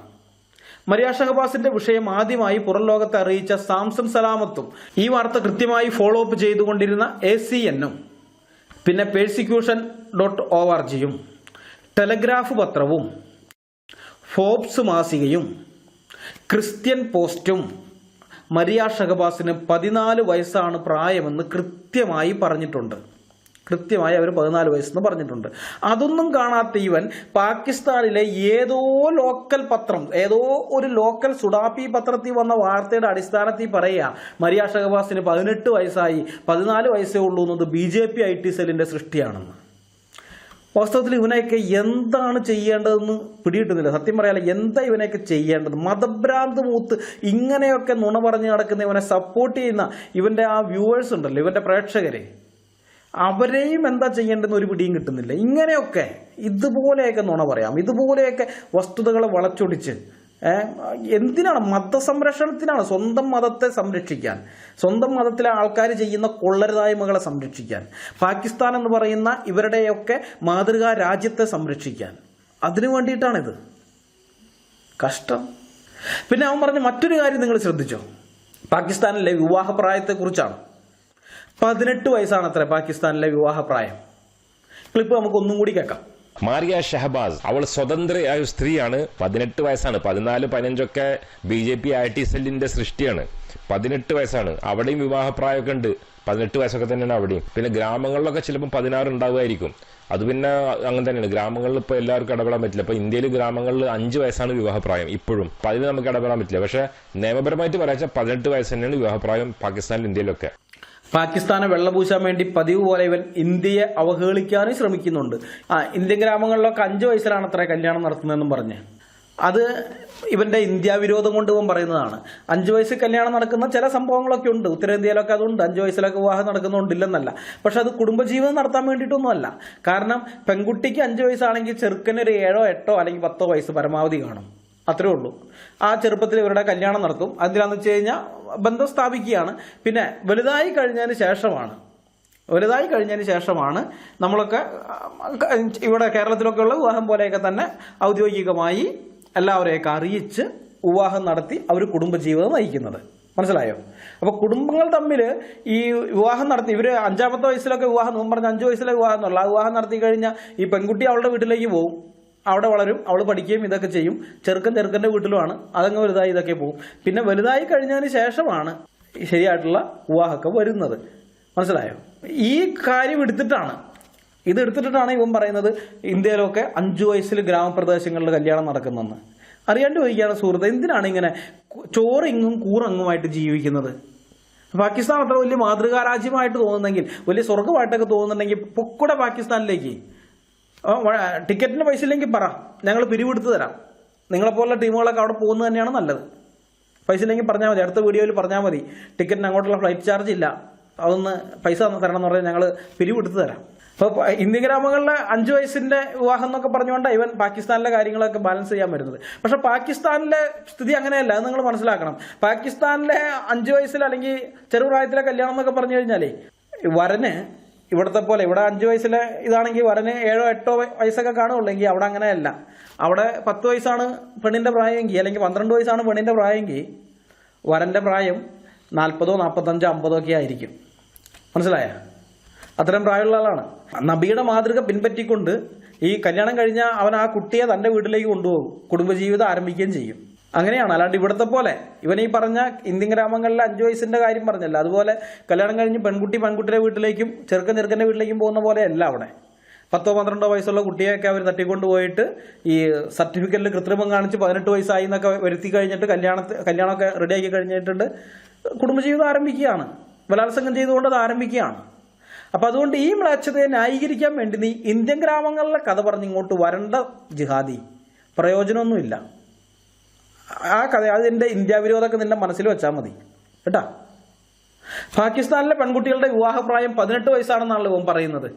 ഇവന്റെ ചാനൽ സബ്സ്ക്രൈബ് ചെയ്തിരിക്കുന്നവരെയും ഇവന്റെ ചാനലിന്റെ പ്രേക്ഷകരെയും ഒക്കെ അവൻ കൃത്യമായി തന്നെ വിലയിരുത്തിയിട്ടുണ്ട്. അതിന്റെ ഒന്നാം തരം തെളിവാണ് ഈ പ്രസ്താവന. പാകിസ്ഥാനിലെ വിവാഹപ്രായം 18 ആണെന്നുള്ളത് ഇവന്റെ ഈ പ്രസ്താവന ഉണ്ടല്ലോ. ഇവനറിയാം ഒക്കെ മന്ദബുദ്ധികളാ. ഇവന്റെ വീഡിയോ കാണുന്നവന്മാരൊക്കെ വെറും മന്ദബുദ്ധികളാണെന്ന് അവന് നന്നായിട്ട് അറിയാം. കാരണം ഇവരെന്ത് മണ്ടത്തരം പറഞ്ഞാലും ആ പൊട്ടന്മാര്, ആ മണ്ടന്മാർ അതൊക്കെ തൊണ്ട തൊടാതെ വിഴിഞ്ഞു എന്നുള്ള വിശ്വാസം നന്നായിട്ടുണ്ട്. അവന് ഉറപ്പാണത്. അതുകൊണ്ടാണ് ഇത്രയൊക്കെ പറയുന്നത്. പെൺകുട്ടികളുടെ പാകിസ്ഥാനിലെ നിയമപ്രകാരമുള്ള വിവാഹപ്രായം എത്രയാണെന്ന് ഇംഗ്ലീഷിൽ നിങ്ങളൊന്ന് ഗൂഗിൾ ചെയ്ത് നോക്കിയാൽ മതി. അപ്പോൾ വരുന്ന റിസൾട്ട് ഇതാണ്. നിങ്ങൾ ആ ലിങ്ക് ക്ലിക്ക് ചെയ്ത് ആ സൈറ്റിൽ പോയിട്ട് ആ ആർട്ടിക്കിൾ മൊത്തം വായിക്കേണ്ട ആവശ്യം ഒന്നുമില്ല. നിങ്ങൾ ഇത് മാത്രം നോക്കിയാൽ മതി. ലീഗലായിട്ട് എത്ര വയസ്സാണ് പെൺകുട്ടികളുടെ പാകിസ്ഥാനിലെ വിവാഹപ്രായം എത്രയാണ് എന്ന് നിങ്ങളൊന്ന് ജസ്റ്റ് ഒന്ന് ഗൂഗിൾ ചെയ്യുമ്പോൾ ഫസ്റ്റ് തന്നെ വരുന്ന റിസൾട്ട് എന്താണ്? 16 വയസ്സാണെന്നാണ്. 16 വയസ്സാണ് പാകിസ്ഥാനിലെ പെൺകുട്ടികളുടെ വിവാഹപ്രായം. ഇത് BJP IT സെല്ലിന്റെ വെബ്സൈറ്റ് ആണെന്നും പറഞ്ഞു വരണ്ട. ഹ്യൂമൻ റൈറ്റ്സ് വാച്ചിന്റെ സൈറ്റാണ്. ഹ്യൂമൻ റൈറ്റ്സ് വാച്ചിന്റെ ബ്രിട്ടീഷുകാരുണ്ടാക്കിയ 1929 ചൈൽഡ് മാരേജ് റിസ്ട്രൈക്റ്റന്റ് ആക്ട് ആണ് പാകിസ്ഥാൻ ഇപ്പോഴും പിന്തുടരുന്നത്. ഇന്ത്യ അതൊക്കെ പണ്ടേ എടുത്തു കളഞ്ഞു. അതുകൊണ്ടാണ് ഇവിടെ പെൺകുട്ടികളുടെ വിവാഹപ്രായം 18 വയസ്സായിരിക്കുന്നത്. പക്ഷെ അവരിപ്പോഴും അത് എടുത്തു കളഞ്ഞിട്ടില്ല. അപ്പൊ 18 വയസ്സെന്ന് പറഞ്ഞാൽ അത് പാകിസ്ഥാനിലെ എല്ലാ പെൺകുട്ടികളുടെയും വിവാഹപ്രായമല്ല എന്ന് കൂടി നമ്മൾ അറിഞ്ഞിരിക്കണം. നമ്മളിപ്പോൾ ഇന്ത്യയിലെ പെൺകുട്ടികളുടെ നിയമപ്രകാരമുള്ള വിവാഹപ്രായം, ഏറ്റവും കുറഞ്ഞ വിവാഹപ്രായം എത്ര എന്ന് വെച്ചാൽ 18 വയസ്സെന്ന് വരും. ആ 18 വയസ്സ് സർക്കാരിന്റെ കണ്ണിൽ, കോടതികളുടെ കണ്ണിലൊക്കെ ഈക്വലാണ്. ഈ ഇന്ത്യൻ പൗരത്വമുള്ള ഏതൊരു പെൺകുട്ടിയുടെയാണത്. എന്നാൽ പാകിസ്ഥാനിലേക്ക് നമ്മൾ വരുമ്പോൾ അങ്ങനെയല്ല. അത് പാകിസ്ഥാനിലെ മുസ്ലിം കുട്ടികളുടെ മാത്രമാണ് ആ പ്രായം, വിവാഹപ്രായം. പാകിസ്ഥാനിലെ മുസ്ലിം പെൺകുട്ടികളുടെ മാത്രം, അവരുടെ വിവാഹപ്രായം മാത്രമാണ് ഈ 16 വയസ്സെന്ന് പറയുന്നത്. ന്യൂനപക്ഷ വിഭാഗങ്ങളിൽപ്പെട്ട പെൺകുട്ടികളുടെ വിവാഹപ്രായം വയസ്സിന്റെ അടിസ്ഥാനത്തിലല്ല പാകിസ്ഥാനിലെ കോടതിയിൽ തീരുമാനിക്കപ്പെടുന്നത്. വയസ്സിന്റെ അടിസ്ഥാനത്തിലല്ല. അത് നിങ്ങൾ അറിഞ്ഞിരിക്കണം. ഇത് 2020 ഫെബ്രുവരിയിൽ പാകിസ്ഥാൻ ഹൈക്കോടതിയുടെ വിധിയാണ് ഈ കാണുന്നത്. 2019 ഒക്ടോബർ 10-ാം തീയതി ഹുമായൂനുസ് എന്ന 14 വയസ്സുകാരിയെ കറാച്ചിയിൽ നിന്ന് തട്ടിക്കൊണ്ടുപോയി. പിന്നെ എല്ലാം പതിവ് പോലെ തന്നെ ഹുമായൂനുസിനെ നിർബന്ധമായി മതം മാറ്റി അവളുടെ വിവാഹം നടത്തി. വീട്ടുകാർക്ക് മതം മാറ്റ സർട്ടിഫിക്കറ്റ്, വിവാഹ സർട്ടിഫിക്കറ്റൊക്കെ തപാൽ വഴി അയച്ചു കൊടുക്കുകയും ചെയ്തു ഇവര്. അപ്പോൾ വീട്ടുകാർ 10-ാം തീയതി തന്നെ പോലീസിൽ പരാതി കൊടുത്തെങ്കിലും പോലീസ് അത് ഫയലിൽ സ്വീകരിച്ചില്ല. പലവട്ടം അവർ പരാതി കൊടുത്ത് അവസാനം 12-ാം തീയതിയാണ് പോലീസ് പരാതി സ്വീകരിക്കുന്നത്.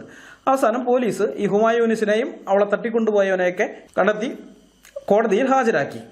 പെൺകുട്ടിക്ക് പ്രായപൂർത്തിയായിട്ടില്ല, 14 വയസ്സേ ആയിട്ടുള്ളൂ എന്ന് പറഞ്ഞ് അവളുടെ വിവാഹം സാധുതയില്ലാത്തതാണ്, അതുകൊണ്ട് ഭർത്താവിൻ്റെ ഒപ്പം വിടരുത്, ഞങ്ങളോട് വിട്ടയക്കണം എന്നൊക്കെ വീട്ടുകാർ വാദിച്ചു. അപ്പോഴാണ് പാകിസ്ഥാൻ ഹൈക്കോടതിയുടെ ചരിത്രപ്രധാനമായ വിധി വരുന്നത്. എന്താണ് വിധി എന്നറിയാമോ? ഹുമായൂനിസിന് മെൻസസ് സംഭവിച്ചിരിക്കുന്നു. അതായത് അവള് ആർത്തവപ്രായമായി, അവളുടെ ഫസ്റ്റ് മെൻസസ് കഴിഞ്ഞിരിക്കുന്നു. അപ്പൊ ആ ഫസ്റ്റ് മെൻസസ്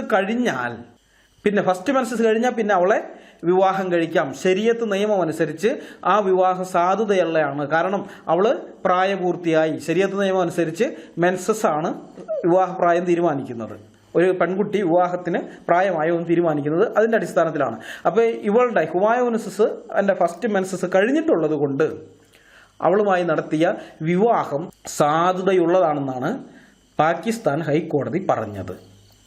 ഈ അറേബ്യൻ ജിഹാദി പുട്ടിന് തേങ്ങാപ്പീര പോലെ ഇടയ്ക്കിടയ്ക്ക് പറയുന്നുണ്ടല്ലോ പാകിസ്ഥാനിൽ നിയമവാഴ്ചയുണ്ടെന്ന്. ഇതാണ് ആ നിയമവാഴ്ച, ശരീഅത്ത് നിയമവാഴ്ച. മനസ്സിലായോ? ഇതാണ്. ഞാനിത് വെറുതെ പറഞ്ഞൊന്നുമല്ല. ഒരുപക്ഷെ നിങ്ങൾക്കിത് വിശ്വസിക്കാൻ ബുദ്ധിമുട്ടുണ്ടാകുമെന്ന് എനിക്കറിയാം. കാരണം ഇവൻ ഈ പറയുന്നത് പോലെ തന്നെ ചിന്തിക്കുന്ന മതേതരകളായ കുറെ അവരെ എന്താ വിളിക്കേണ്ടതെന്ന് എനിക്ക് അറിഞ്ഞുകൂടാ. അങ്ങനെയുള്ള കുറെ എണ്ണം ഉണ്ട് ഇവിടെ. എനിക്ക് അത് എല്ലാ മതത്തിലുണ്ട്, ക്രിസ്ത്യൻ മതത്തിലും ഹിന്ദുക്കളിലും ഒക്കെ ഉണ്ട് അതുപോലെ കുറെ മതേതരകൾ. അതായത് എന്തൊക്കെയായാലും പാകിസ്ഥാൻ നിയമവാഴ്ചയുള്ള ഒരു രാജ്യമല്ലേ, ഇത്രയും ഇതൊക്കെ ആവുന്നു, നമ്മളൊക്കെ ഈ പറയുന്ന അത്രയും അങ്ങ് നടക്കുമെന്നൊക്കെ ചോദിച്ചിട്ട് എത്ര കൊള്ളരുതാത്താണെന്ന് പറഞ്ഞാലും പാകിസ്ഥാനിൽ ജനാധിപത്യ രീതിയിൽ തെരഞ്ഞെടുക്കപ്പെട്ട ഒരു ഭരണകൂടം ഇല്ലേ, ഒരു ഭരണഘടനയൊക്കെ ഉള്ളതല്ലേ. അപ്പൊ അവിടുത്തെ ഒരു ഹൈക്കോടതി ഇങ്ങനെയൊക്കെ വിധി പറയുമോ എന്ന് ചോദിക്കുന്ന ചില ടീമുകളൊക്കെ ഉണ്ട്, എനിക്കറിയാം. അതുകൊണ്ട് അവർക്കൊക്കെ വേണ്ടിയിട്ട്, അങ്ങനെയുള്ളവർക്ക് വേണ്ടിയിട്ട് ഞാൻ കുറച്ച് തെളിവുകൾ തരാം. കാരണം ഇത് ഏതെങ്കിലും ഒരു സോഴ്സിൽ നിന്ന് കിട്ടിയ വാർത്തയല്ല, ഏതെങ്കിലും ഒരു പത്രത്തിൽ വന്നതല്ല. ധാരാളം പത്രങ്ങളിൽ ഇത് വാർത്തയായി വന്നിട്ടുണ്ട്. ചിലതൊക്കെ ഞാൻ നിങ്ങൾക്ക് കാണിച്ചു തരാം. ഇന്ത്യ ടുഡേ ഈ വാർത്ത റിപ്പോർട്ട് ചെയ്തിട്ടുണ്ട്. കണ്ടോ, തട്ടിക്കൊണ്ടു പോകപ്പെട്ട് നിർബന്ധ മതം മാറ്റത്തിന് വിധേയയായി ഒരു മുസ്ലിം പുരുഷനെ വിവാഹം കഴിക്കേണ്ടി വന്ന മൈനറായ കത്തോലിക്ക പെൺകുട്ടിയുടെ വിവാഹം ശരീഅത്ത് നിയമം അനുസരിച്ച് സാധുവാണ്, കാരണം അവളുടെ ആദ്യത്തെ മെൻസസ് നടന്നിരിക്കുന്നു എന്ന് പാകിസ്ഥാൻ ഹൈക്കോടതി വിധിച്ചിരിക്കുന്നു എന്നാണ് ഇന്ത്യ ടുഡേ പറഞ്ഞിരിക്കുന്നത്. ഫോബ്സ് മാഗസിൻ ഈ വാർത്ത റിപ്പോർട്ട് ചെയ്തിട്ടുണ്ട്. എപ്പോഴാണ് ഒരു പെൺകുട്ടി വിവാഹത്തിന് റെഡിയാകുന്നത്? പാകിസ്ഥാനിലെ ഹൈക്കോടതി പറയുന്നത് അവരുടെ ആദ്യത്തെ പീരീഡ് കഴിഞ്ഞതിന് ശേഷമാണെന്നാണ് ഫോബ്സ് മാഗസിന്റെ തലക്കെട്ട്. ദ ഹിന്ദു ഈ വാർത്ത റിപ്പോർട്ട് ചെയ്തിട്ടുണ്ട്. ദ സ്റ്റേറ്റ്മാൻ ഈ വാർത്ത റിപ്പോർട്ട് ചെയ്തിട്ടുണ്ട്. ഗ്ലോബൽ സിറ്റിസൺ ഈ വാർത്ത റിപ്പോർട്ട് ചെയ്തിട്ടുണ്ട്. NDTV ഈ വാർത്ത റിപ്പോർട്ട് ചെയ്തിട്ടുണ്ട്. ഇൻഡിപെൻഡന്റ് കത്തോലിക് ന്യൂസ് ഈ വാർത്ത റിപ്പോർട്ട് ചെയ്തിട്ടുണ്ട്. ഏഷ്യ ന്യൂസ് ഈ വാർത്ത റിപ്പോർട്ട് ചെയ്തിട്ടുണ്ട്. മിഡിൽ ഈസ്റ്റിലെ അൽ ബവാബ ഈ വാർത്ത റിപ്പോർട്ട് ചെയ്തിട്ടുണ്ട്. ഞാൻ ഇത്രയും പത്ര റിപ്പോർട്ടുകൾ കാണിച്ചത് വേറൊന്നും കൊണ്ടല്ല. 1-2 എണ്ണം മാത്രം ഞാൻ കാണിച്ചിരുന്നെങ്കിൽ ഒരു പക്ഷേ അവൻ പറഞ്ഞാൽ അതൊക്കെ BJP IT സെല്ലിന്റെ സൃഷ്ടിയായ വെബ്സൈറ്റ് ആണെന്ന്. അപ്പൊ അത് പറയാനുള്ള അവസരം അവന് കൊടുക്കാതിരിക്കാൻ വേണ്ടിയാണ് ഞാൻ ഇത്രയധികം ആധികാരിക സൈറ്റുകളിൽ നിന്നുള്ള തെളിവുകൾ നിങ്ങളുടെ മുമ്പാകെ ഹാജരാക്കിയത്. ഇതാണ് ഇവൻ പറഞ്ഞ നിയമവാഴ്ചയുള്ള പാകിസ്ഥാനിലെ കോടതികളുടെയൊക്കെ അവസ്ഥ. പാകിസ്ഥാനിലെ പെൺകുട്ടികളുടെ വിവാഹപ്രായം 18 വയസ്സെന്ന് ഇവൻ പറഞ്ഞത് കള്ളം. നിയമപ്രകാരം അത് 16 എന്നാൽ മൈനോറിറ്റി ഗേൾസിന്റെ കാര്യത്തിൽ, പ്രത്യേകിച്ച് ക്രിസ്ത്യൻ പെൺകുട്ടികളുടെ കാര്യത്തിൽ അത് 16 വയസ്സുമല്ല, ആദ്യത്തെ മെൻസസ് ആണ്. അത് 10 വയസ്സാകാം, 9 വയസ്സാകാം, 11 വയസ്സാകാം, 15 വയസ്സും ആകാം, എത്രയോ ആകാം. അതാണ് സ്ഥിതി. എന്നിട്ടും ഇവൻ പാകിസ്ഥാനെ വെള്ളപൂശി നടക്കുകയാണ്. പാകിസ്ഥാൻ ഇവൻ ഇത്രയും പ്രിയപ്പെട്ട നാടാണെങ്കിൽ എന്തിനാണ് ജിഹാദി നീ കഷ്ടപ്പെട്ട് ഇന്ത്യൻ പൗരനായി നടക്കുന്നത്? ഈ പാസ്പോർട്ട് അങ്ങ് റദ്ദ് ചെയ്യും, ഇന്ത്യൻ പാസ്പോർട്ട് വേണ്ട, എന്നിട്ട് നീ അപേക്ഷ കൊടുക്ക്, പാകിസ്ഥാനിൽ അഭയാർത്ഥിയായിട്ട് അങ്ങോട്ട് ചെല്ല്, മുഹാജിറായിട്ട് അവിടെ ജീവിക്കാമല്ലോ, ജീവിക്കുന്ന കുറേ എണ്ണം ഉണ്ടല്ലോ അങ്ങനെ മുഹാജിറുകളായിട്ട്, ചെല്ല്, പോ, അവിടെ പോയി താമസിച്ചൂടെ? ചോറിങ്ങും കൂറങ്ങുമായി നടക്കുന്നതിനേക്കാൾ എന്തുകൊണ്ടും നല്ലതല്ലേ ചോറും കൂറും അവിടെ തന്നെ ആകുന്നത്, അല്ലേ? നമുക്ക് ഇവന്റെ അടുത്ത ക്ലിപ്പ് കേൾക്കാം. അപ്പൊ ഇവിടെ പറയുന്നത് വെച്ചാൽ മാരിയ ഷഹബാസ് സ്വതന്ത്രയായ സ്ത്രീയാണ്, അവൾക്ക് എങ്ങോട്ട് പോകണോ അങ്ങോട്ട് പോവാം, മാതാപിതാക്കളുടെ കൂടെ പോണെങ്കിൽ പോവാം, ഭർത്താവിന്റെ കൂടെ പോണെങ്കിൽ പോവാം. അപ്പൊ എന്താണ് അഭിപ്രായം എന്ന് ചോദിച്ചപ്പോൾ ഈ പെൺകുട്ടി പറഞ്ഞു, ഞാൻ ഇസ്ലാം മതം സ്വീകരിച്ചിരിക്കണേ, എനിക്ക് എന്റെ ഭർത്താവിന്റെ കൂടെ തന്നെ പോകണം, തന്നെയുമല്ല എന്റെ അമ്മയും അച്ഛനും ഫുൾ കള്ളക്കേസ് കൊടുത്ത് ഹറാസ് ചെയ്യാണ്, ഞങ്ങളെ ജീവിക്കാൻ സമ്മതിക്കുന്നില്ല, അതുകൊണ്ട് അവരെ ഇനി ഞങ്ങളുടെ ജീവിതത്തിലേക്ക് അവർ ഇടപെടരുത് എന്നുകൂടി ആ പെൺകുട്ടിയോടെ പറഞ്ഞു. തന്നെയല്ല കുറെ പോലീസുകാർ കൈക്കൂലി വാങ്ങിയിട്ട്, ഈ മാതാപിതാക്കളുടെ നിന്ന് കൈക്കൂലി വാങ്ങിയിട്ട് മനഃപൂർവ്വം എന്നെ എന്റെ ഭർത്താവിനെയും ആക്രമിക്കുന്നുണ്ട് എന്നുകൂടി പറഞ്ഞു അവിടെ. അപ്പൊ ജഡ്ജി പറഞ്ഞു, ഏതൊക്കെ പോലീസുകാരാണോ ഈ കൈക്കൂലിയൊക്കെ വാങ്ങി അവർക്ക് ശിക്ഷ ഉണ്ടാവും, ഇനിമേലിൽ ഈ പെൺകുട്ടിനെ ഹറാസ് ചെയ്യരുത് എന്ന് പോലീസുകാർക്ക് രൂക്ഷമായ വിമർശനം കൊടുത്തു. മാതാപിതാക്കളോട് പറഞ്ഞു പെൺകുട്ടി എന്താണോ ആഗ്രഹിക്കുക അതേ നടക്കുള്ളൂ പറഞ്ഞിട്ട് ഭർത്താവിന്റെ കൂടെ പോവാൻ സമ്മതിച്ചു. അവിടെ ഫുൾ സ്വാതന്ത്ര്യം പെൺകുട്ടിക്ക് കൊടുത്തത്. ഭർത്താവിന്റെ പേര് നക്കാഷ് താരിഖ് എന്നാണ്. അപ്പൊ ഈ കേസ് വന്ന സമയത്ത് ഈ ജഡ്ജി ഈ അമ്മയുടെ അച്ഛന്റെയും ഈ പെൺകുട്ടിയുടെ അമ്മയുടെ അച്ഛന്റെയും വർത്താനം കേട്ടിട്ട് അത് വിശ്വസിച്ചിട്ട്, കാരണം തട്ടിക്കൊണ്ടുപോയി മതം മാറ്റി എന്നാ പറഞ്ഞതേ, അപ്പോൾ ഈ പെൺകുട്ടിയുടെ സുരക്ഷയ്ക്ക് വേണ്ടിയിട്ട് വനിതാ സുരക്ഷാ കേന്ദ്രത്തിലേക്ക് മാറ്റി. അമ്മയുടെ അച്ഛന്റെ കൂടെ ആണെങ്കിൽ വീണ്ടും വന്ന് തട്ടിക്കൊണ്ടെങ്കിലോ, അങ്ങനെയാണ് ഇങ്ങോട്ട് മാറ്റിയത്. അങ്ങനെയാണ് ഈ കേസിന്റെ പിന്നെ മുന്നോട്ടുള്ള പോക്ക്. അപ്പോഴാണ് ആ പെൺകുട്ടി കോടതിയിൽ വന്ന് പറഞ്ഞത്, ഇത് അമ്മയും അച്ഛനും കൂടിയിട്ട് കള്ളക്കേസ് കൊടുക്കണാണ്, എനിക്ക് ഷെൽട്ടർ ഹോമിൽ നിൽക്കാൻ വയ്യ, എനിക്ക് എന്റെ ഭർത്താവിന്റെ കൂടെ പോകണം എന്ന് പറയാനുള്ള ആ സാഹചര്യം ഒരുങ്ങിയത് അങ്ങനെയാണ്. അപ്പൊ ആ പെൺകുട്ടി പറഞ്ഞ് എന്റെ ഭർത്താവിന്റെ കൂടെ പോകണം പറഞ്ഞ് പോയി. ആ കേസ് അവിടെ വെച്ച് കഴിഞ്ഞു. അതൊരു ലോകോത്തര കേസ് അല്ലാത്തത് കൊണ്ട് തന്നെ ഒരു പേപ്പറിന്റെ ഒരു ചെറിയ കോളത്തിൽ മാത്രം അത് ഒതുങ്ങി നിന്നു പാകിസ്ഥാനിൽ. ഇതിന് ഞാൻ മറുപടി പറയുന്നതിനേക്കാളും നല്ലത് മരിയ ഷഹബാസ് തന്നെ മറുപടി പറയുന്നതാണ്. ഭർത്താവിന്റെ കൂടെ ജീവിക്കണമെന്ന് മരിയ ഷഹബാസ് കോടതിയോട് ആവശ്യപ്പെട്ടെന്നാണല്ലോ ഇവൻ പറയുന്നത്. ലോകമെമ്പാട് നിന്നുള്ള, പ്രത്യേകിച്ച് കേരളത്തിൽ നിന്നുള്ളവർ പാകിസ്ഥാൻ പ്രധാനമന്ത്രിയുടെയും ഐക്യരാഷ്ട്രസഭയുടെയും പിന്നെ മറ്റ് ലോക നേതാക്കളുടെയും ഒക്കെ പേജുകളിൽ പോയി ജസ്റ്റിസ് ഫോർ മരിയ ഷഹബാസ് എന്ന ഹാഷ്ടാഗ് ക്യാമ്പയിൻ നടത്തിയതിന്റെ അനന്തരഫലമായി മരിയ ഷഹബാസ് വിമോചിതയാകുകയുണ്ടായി. ആ മോചനം സ്ഥിരീകരിച്ചുകൊണ്ട് പാകിസ്ഥാനിലെ പ്രമുഖ മനുഷ്യാവകാശ പ്രവർത്തകനായ സാംസൺ സലാമത്ത് ഫേസ്ബുക്കിൽ ഇട്ട വാർത്തയാണ്, ഫേസ്ബുക്കിൽ അദ്ദേഹം പോസ്റ്റ് ചെയ്ത വാർത്തയാണ് നിങ്ങൾ ഈ കാണുന്നത്. അതുപോലെ തന്നെ പാകിസ്ഥാനിലെ മറ്റൊരു മനുഷ്യാവകാശ പ്രവർത്തകനും ക്രിസ്ത്യാനിയുമായ സലീം ഇക്ബാലും മരിയ ഷഹബാസിന്റെ മോചനം സ്ഥിരീകരിച്ചുകൊണ്ട് ഫേസ്ബുക്കിൽ പോസ്റ്റ് ഇടുകയുണ്ടായി. അതിന്റെ സ്ക്രീൻ റെക്കോർഡിംഗ് ആണ് നിങ്ങളിപ്പോൾ കണ്ടുകൊണ്ടിരിക്കുന്നത്. ഇവൻ പറയുന്ന ന്യായം വെച്ച് മരിയ ഷഹബാസ് തിരികെ വരാൻ പാടില്ലാത്തതാണ്. കാരണം സ്വതന്ത്ര വ്യക്തിയായി സ്വന്തം ഇഷ്ടപ്രകാരം ഇസ്ലാം മതം സ്വീകരിച്ച് ഇഷ്ടപ്പെട്ട ഒരു മുസ്ലിമിനെ വിവാഹം കഴിച്ച് സമാധാനമായി ജീവിക്കുമ്പോൾ പോലീസിന് കൈക്കൂലി കൊടുത്ത് അവരെ വശത്താക്കി തങ്ങളെ ഹറാസ് ചെയ്യാനും തന്നെ പുനമത പരിവർത്തനം നടത്തി ക്രിസ്ത്യാനിയാക്കാനും തന്റെ ഭർത്താവിൽ നിന്ന് തന്നെ വേർപിരിക്കാനും നടക്കുന്ന സ്വന്തം വീട്ടുകാരിൽ നിന്ന് സംരക്ഷണം വേണം എന്ന് കോടതിയിൽ പറഞ്ഞ മരിയ ഷഹബാസ് ഒരിക്കലും തിരിച്ചു വരാൻ പാടില്ലാത്തതാണ്. ഇവൻ പറയുന്ന കഥ വെച്ച് ഒരിക്കലും അങ്ങനെ തിരിച്ചു വരാൻ പാടില്ലല്ലോ. പക്ഷെ മരിയ ഷഹബാസ് തിരിച്ചു വന്നു. ഇപ്പൊ മാതാപിതാക്കളോടെ പോകുന്നുണ്ട്. ആ കുടുംബം ഇപ്പൊ മൊത്തം ഒളിവിലാണ് താമസിക്കുന്നത്. ഇടയ്ക്കിടയ്ക്ക് ഒളിത്താവളകൾ മാറുന്നുണ്ട്. കാരണം സ്ഥലം പാകിസ്ഥാനാണ്. ഇവൻ പറയുന്ന നിയമവാഴ്ചയുള്ള പാകിസ്ഥാൻ, ഇവന്റെ ശരീഅത്ത് നിയമവാഴ്ചയുള്ള പാകിസ്ഥാൻ. മരിയ ഷഹബാസിനെ മുസ്ലിങ്ങൾ കൊന്നു കളയാൻ സാധ്യതയുണ്ട് അങ്ങനെയുള്ളൊരിടത്ത്. പാകിസ്ഥാനിൽ മുസ്ലിങ്ങളാൽ തട്ടിക്കൊണ്ടുപോകപ്പെട്ട് നിർബന്ധ മതമാറ്റത്തിന് വിധേയരായി തന്നെക്കാൾ 2-3 ഇരട്ടി പ്രായമുള്ള ഏതെങ്കിലും ഒരു മുസ്ലിമിന്റെ പല ഭാര്യമാരിൽ ഒരുവളായി ജീവിക്കേണ്ടി വരുന്ന മൈനോറിറ്റിക്കാരായ പെൺകുട്ടികളിൽ രക്ഷപ്പെട്ട് മാതാപിതാക്കളുടെ അടുക്കലേക്ക് തിരിച്ചു പോകുന്നവർ വളരെ ചുരുക്കമാണ്. ആരെങ്കിലും അങ്ങനെ രക്ഷപ്പെട്ടിട്ടുണ്ടെങ്കിൽ അവർക്ക് മേൽ വധഭീഷണിയുണ്ട്. 2 കാരണങ്ങളാണ് വധഭീഷണി. ഒന്നാമത്തെ കാരണം, ഇസ്ലാം മതം ഉപേക്ഷിക്കുന്നവനെ കൊന്നുകളയണമെന്ന് ഖുർആനിൽ അള്ളാഹുവും ഹദീസുകളിൽ മുഹമ്മദും പറയുന്നുണ്ട്. പിന്നെ അതിനുശേഷമുള്ള ഭരണാധികാരികൾ നമ്മൾ നോക്കിക്കഴിഞ്ഞാൽ ഇവരുടെ ഖലീഫമാരുണ്ടല്ലോ, ഈ ഖലീഫമാരും അത് തന്നെ ചെയ്തിട്ടുണ്ട്. അവരും പറഞ്ഞിട്ടുണ്ട് മതം ഉപേക്ഷിക്കുന്നവനെ കൊന്നുകളയണമെന്ന്. ഹദീസുകളിൽ നമ്മളിത് കാണുന്നുണ്ട്. അപ്പം നിർബന്ധത്താലാണെങ്കിലും ഇവൾ ഇസ്ലാം മതം ഒരിക്കൽ സ്വീകരിച്ചവളാണല്ലോ. പക്ഷെ ഇപ്പം എന്തായി? അത് ഉപേക്ഷിച്ച് തിരിച്ചു വന്നിരിക്കുന്നു. അതുകൊണ്ട് ഇവൾ കൊല്ലപ്പെടേണ്ടതാണ്. അതാണ് അവരുടെ ന്യായം. അതുകൊണ്ട് അവൾ എപ്പോൾ വേണമെങ്കിലും കൊല്ലപ്പെടാനുള്ള സാധ്യതയുണ്ട്.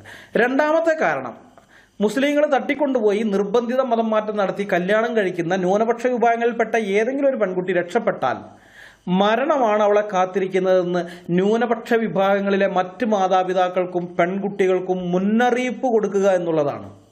അതാണ് അവരുടെ രണ്ടാമത്തെ ലക്ഷ്യം. അപ്പോൾ ഈ കാരണങ്ങൾ കൊണ്ട് മരിയ ഷഹബാസിന്റെ ജീവൻ ഇപ്പോഴും അപകടത്തിലാണ്. എന്നെ കേട്ടുകൊണ്ടിരിക്കുന്ന ക്രൈസ്തവരായിരിക്കുന്നവർ അവൾക്ക് വേണ്ടി പ്രാർത്ഥിക്കണം, മരിയ ഷഹബാസിന് വേണ്ടി പ്രാർത്ഥിക്കണം. അവർക്ക് പാകിസ്ഥാൻ വിട്ട് പോകണമെന്ന് അവർ ആഗ്രഹിക്കുന്നെങ്കിൽ സുരക്ഷിതമായി അത് വിട്ടിട്ട് അവർ ആഗ്രഹിക്കുന്ന രാജ്യത്തേക്ക് അവർ എത്തിച്ചേരാൻ വേണ്ടി നിങ്ങൾ എല്ലാവരും പ്രാർത്ഥിക്കേണ്ടത് ആവശ്യമാണ്. ഏതായാലും ഈ കാരണങ്ങൾ കൊണ്ടാണ് അവരിപ്പോൾ ഒളിവിൽ കഴിയുന്നത്. മോചിപ്പിക്കപ്പെട്ടതിന് ശേഷം മരിയ ഷഹബാസിന്റെ ഒരു വീഡിയോ പുറത്തു വന്നിട്ടുണ്ട്. അത് ഞാൻ നിങ്ങളെ കാണിക്കാം.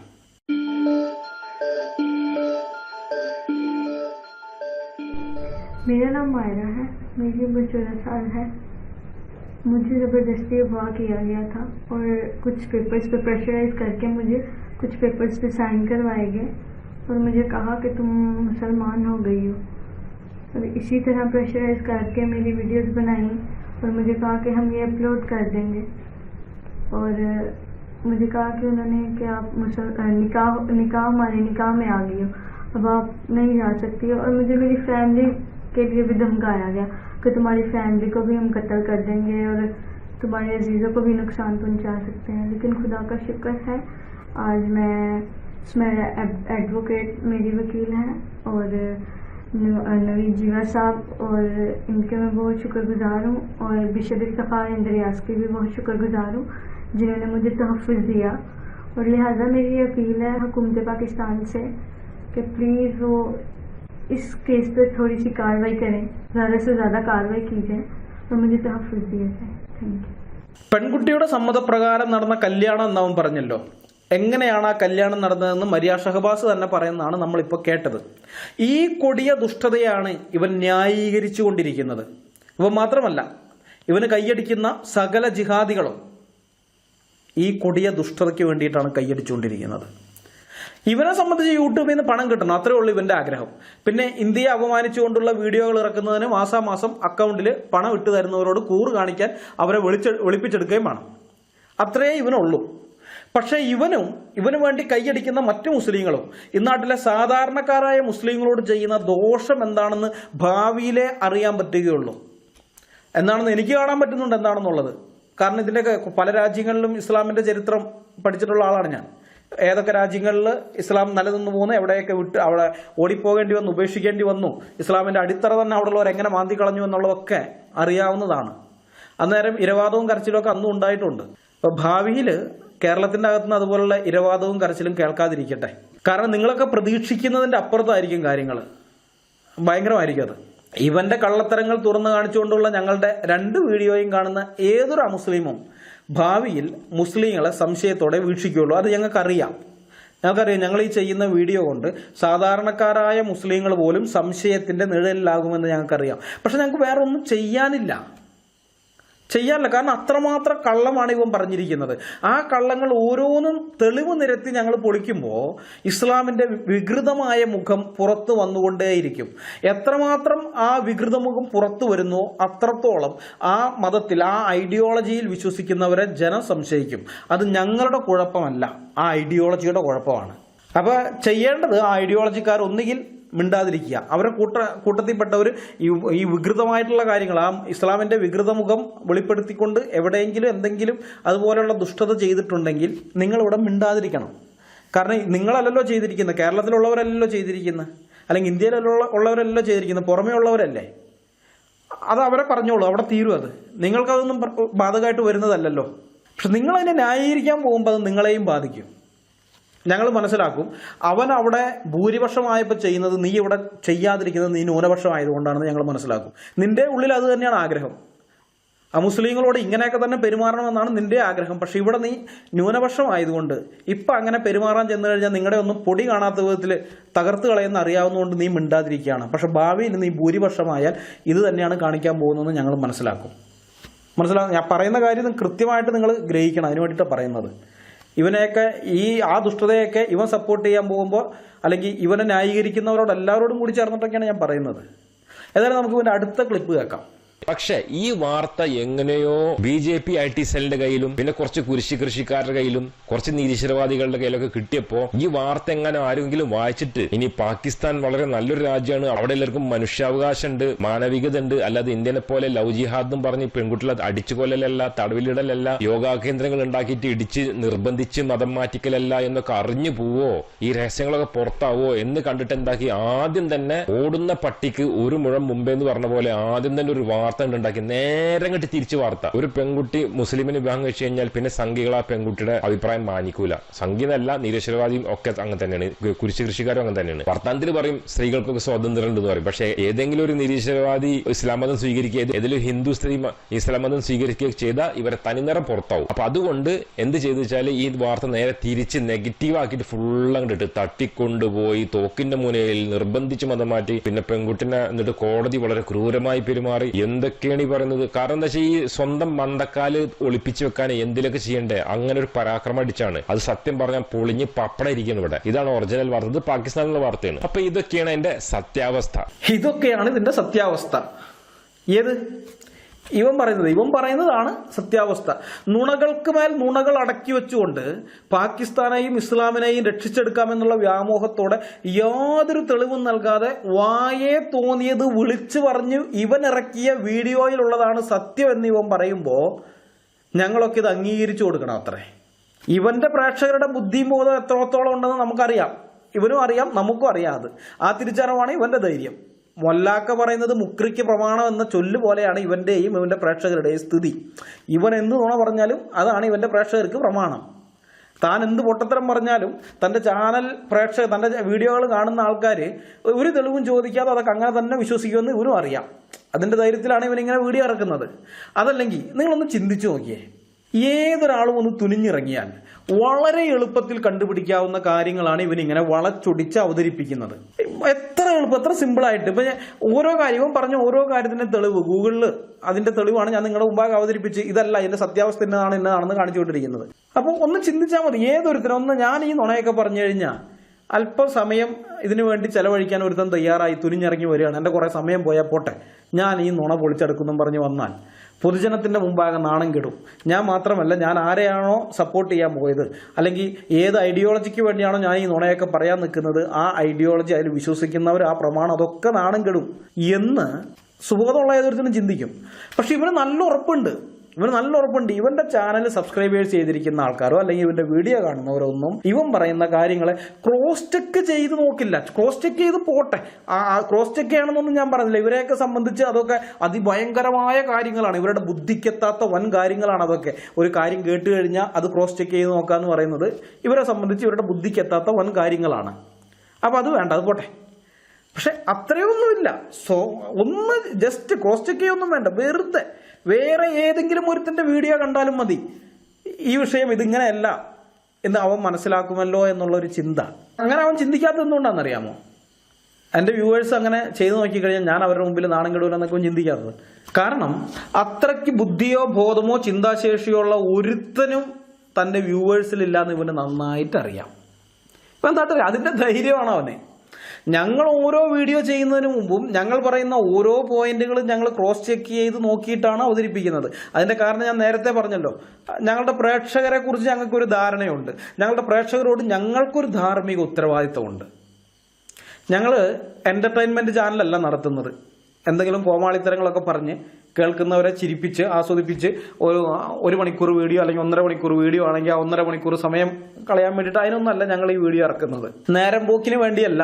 നിങ്ങളുടെ സമയവും ഡാറ്റയും കളഞ്ഞ് ഞങ്ങളുടെ വീഡിയോ കാണാനിരിക്കുന്നതെന്നുള്ള കാര്യം അത് ഞങ്ങൾക്കും അറിയാം. അപ്പം ഞങ്ങളിൽ നിന്ന് നിങ്ങൾക്ക് ഇൻഫർമേഷൻ കിട്ടാൻ വേണ്ടിയാണ് നിങ്ങൾ കാത്തിരിക്കുന്നത്. ഈ സമയം കളഞ്ഞുകൊണ്ട് നിങ്ങളുടെ ഡാറ്റയൊക്കെ കളഞ്ഞുകൊണ്ട് നിങ്ങൾ ഇരിക്കുന്നത് ഇൻഫർമേഷൻ കിട്ടാനാണ്. അപ്പോൾ ഒരു കാരണവശാലും ഞങ്ങളുടെ പ്രേക്ഷകർക്ക് റോങ് ഇൻഫർമേഷൻ കൊടുക്കരുതെന്നുള്ള കാര്യത്തിൽ ഞങ്ങൾക്ക് നിർബന്ധമുണ്ട്. അത് ധാർമ്മികതയുടെ വിഷയമാണ്. ഇൻഫർമേഷൻ കൊടുത്തില്ലെങ്കിൽ കൊടുത്തില്ലെന്നേ ഉള്ളൂ. അവർ വേറെ എവിടെന്നെങ്കിലും അത് സംഘടിപ്പിക്കട്ടെ, തേടി പിടിച്ച് അവർ പഠിച്ചെടുക്കട്ടെ. പക്ഷെ റോങ് ഇൻഫർമേഷൻ മനഃപൂർവ്വം കൊടുക്കരുത്. അതൊരു ധാർമ്മികതയുടെ കാര്യം കൂടിയാണ്. കാരണം ഇവനെ പോലുള്ളവർക്ക് പറഞ്ഞാൽ മനസ്സിലാക്കാത്ത സംഗതിയാണ് ധാർമ്മികത എന്ന് പറഞ്ഞാൽ എന്താണെന്നുള്ളത്. കാരണം തക്കിയ നടത്തി മറ്റുള്ളവരെ വഞ്ചിക്കാൻ പ്രമാണത്തിൽ തന്നെ അനുവാദം കിട്ടിയിരിക്കുന്ന ഒരുത്തനോട് നമ്മൾ ധാർമ്മികതയെക്കുറിച്ച് പറയുന്നതിൽ എന്തർത്ഥമുള്ളത്? ഒരർത്ഥവും ഇല്ല. കാരണം അവർക്കത് മനസ്സിലാകാനേ പോകുന്നില്ല, കാര്യമൊന്നുമില്ല. ഇത് കഴിഞ്ഞ് ഇവൻ ചെയ്യുന്ന ഇന്ത്യൻ കോടതികളെ കുറ്റം പറയുന്നതാണ്. ഇന്ത്യൻ ജുഡീഷ്യറി അഴിമതി മുക്തമാണെന്ന് വാദിക്കുന്ന ഒരാളല്ല ഞാൻ, അതിനകത്തും പുഴുക്കുത്തുകളുണ്ട്.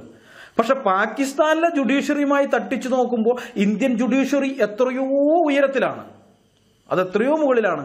പാകിസ്ഥാനിലെ ന്യൂനപക്ഷങ്ങൾ വാദികളായിട്ടുള്ള കോടതി വിധികൾ നിങ്ങളൊന്ന് പരിശോധിച്ചാൽ മതി, പത്രവാർത്തയ്ക്കായിട്ട് കിട്ടും. അപ്പം മനസ്സിലാകും ഇന്ത്യൻ ജുഡീഷ്യറിയുടെ മഹത്വം എന്താണെന്ന്.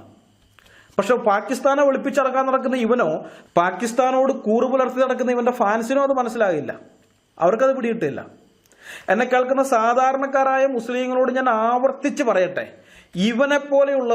ഇവനെപ്പോലെയുള്ളവർക്ക് സപ്പോർട്ട് ചെയ്യുന്നവരും നിങ്ങൾക്ക് ചെയ്യുന്ന ദോഷം എത്ര വലുതാണെന്ന് നിങ്ങൾ അറിയാൻ കിടക്കുന്നതേ ഉള്ളൂ.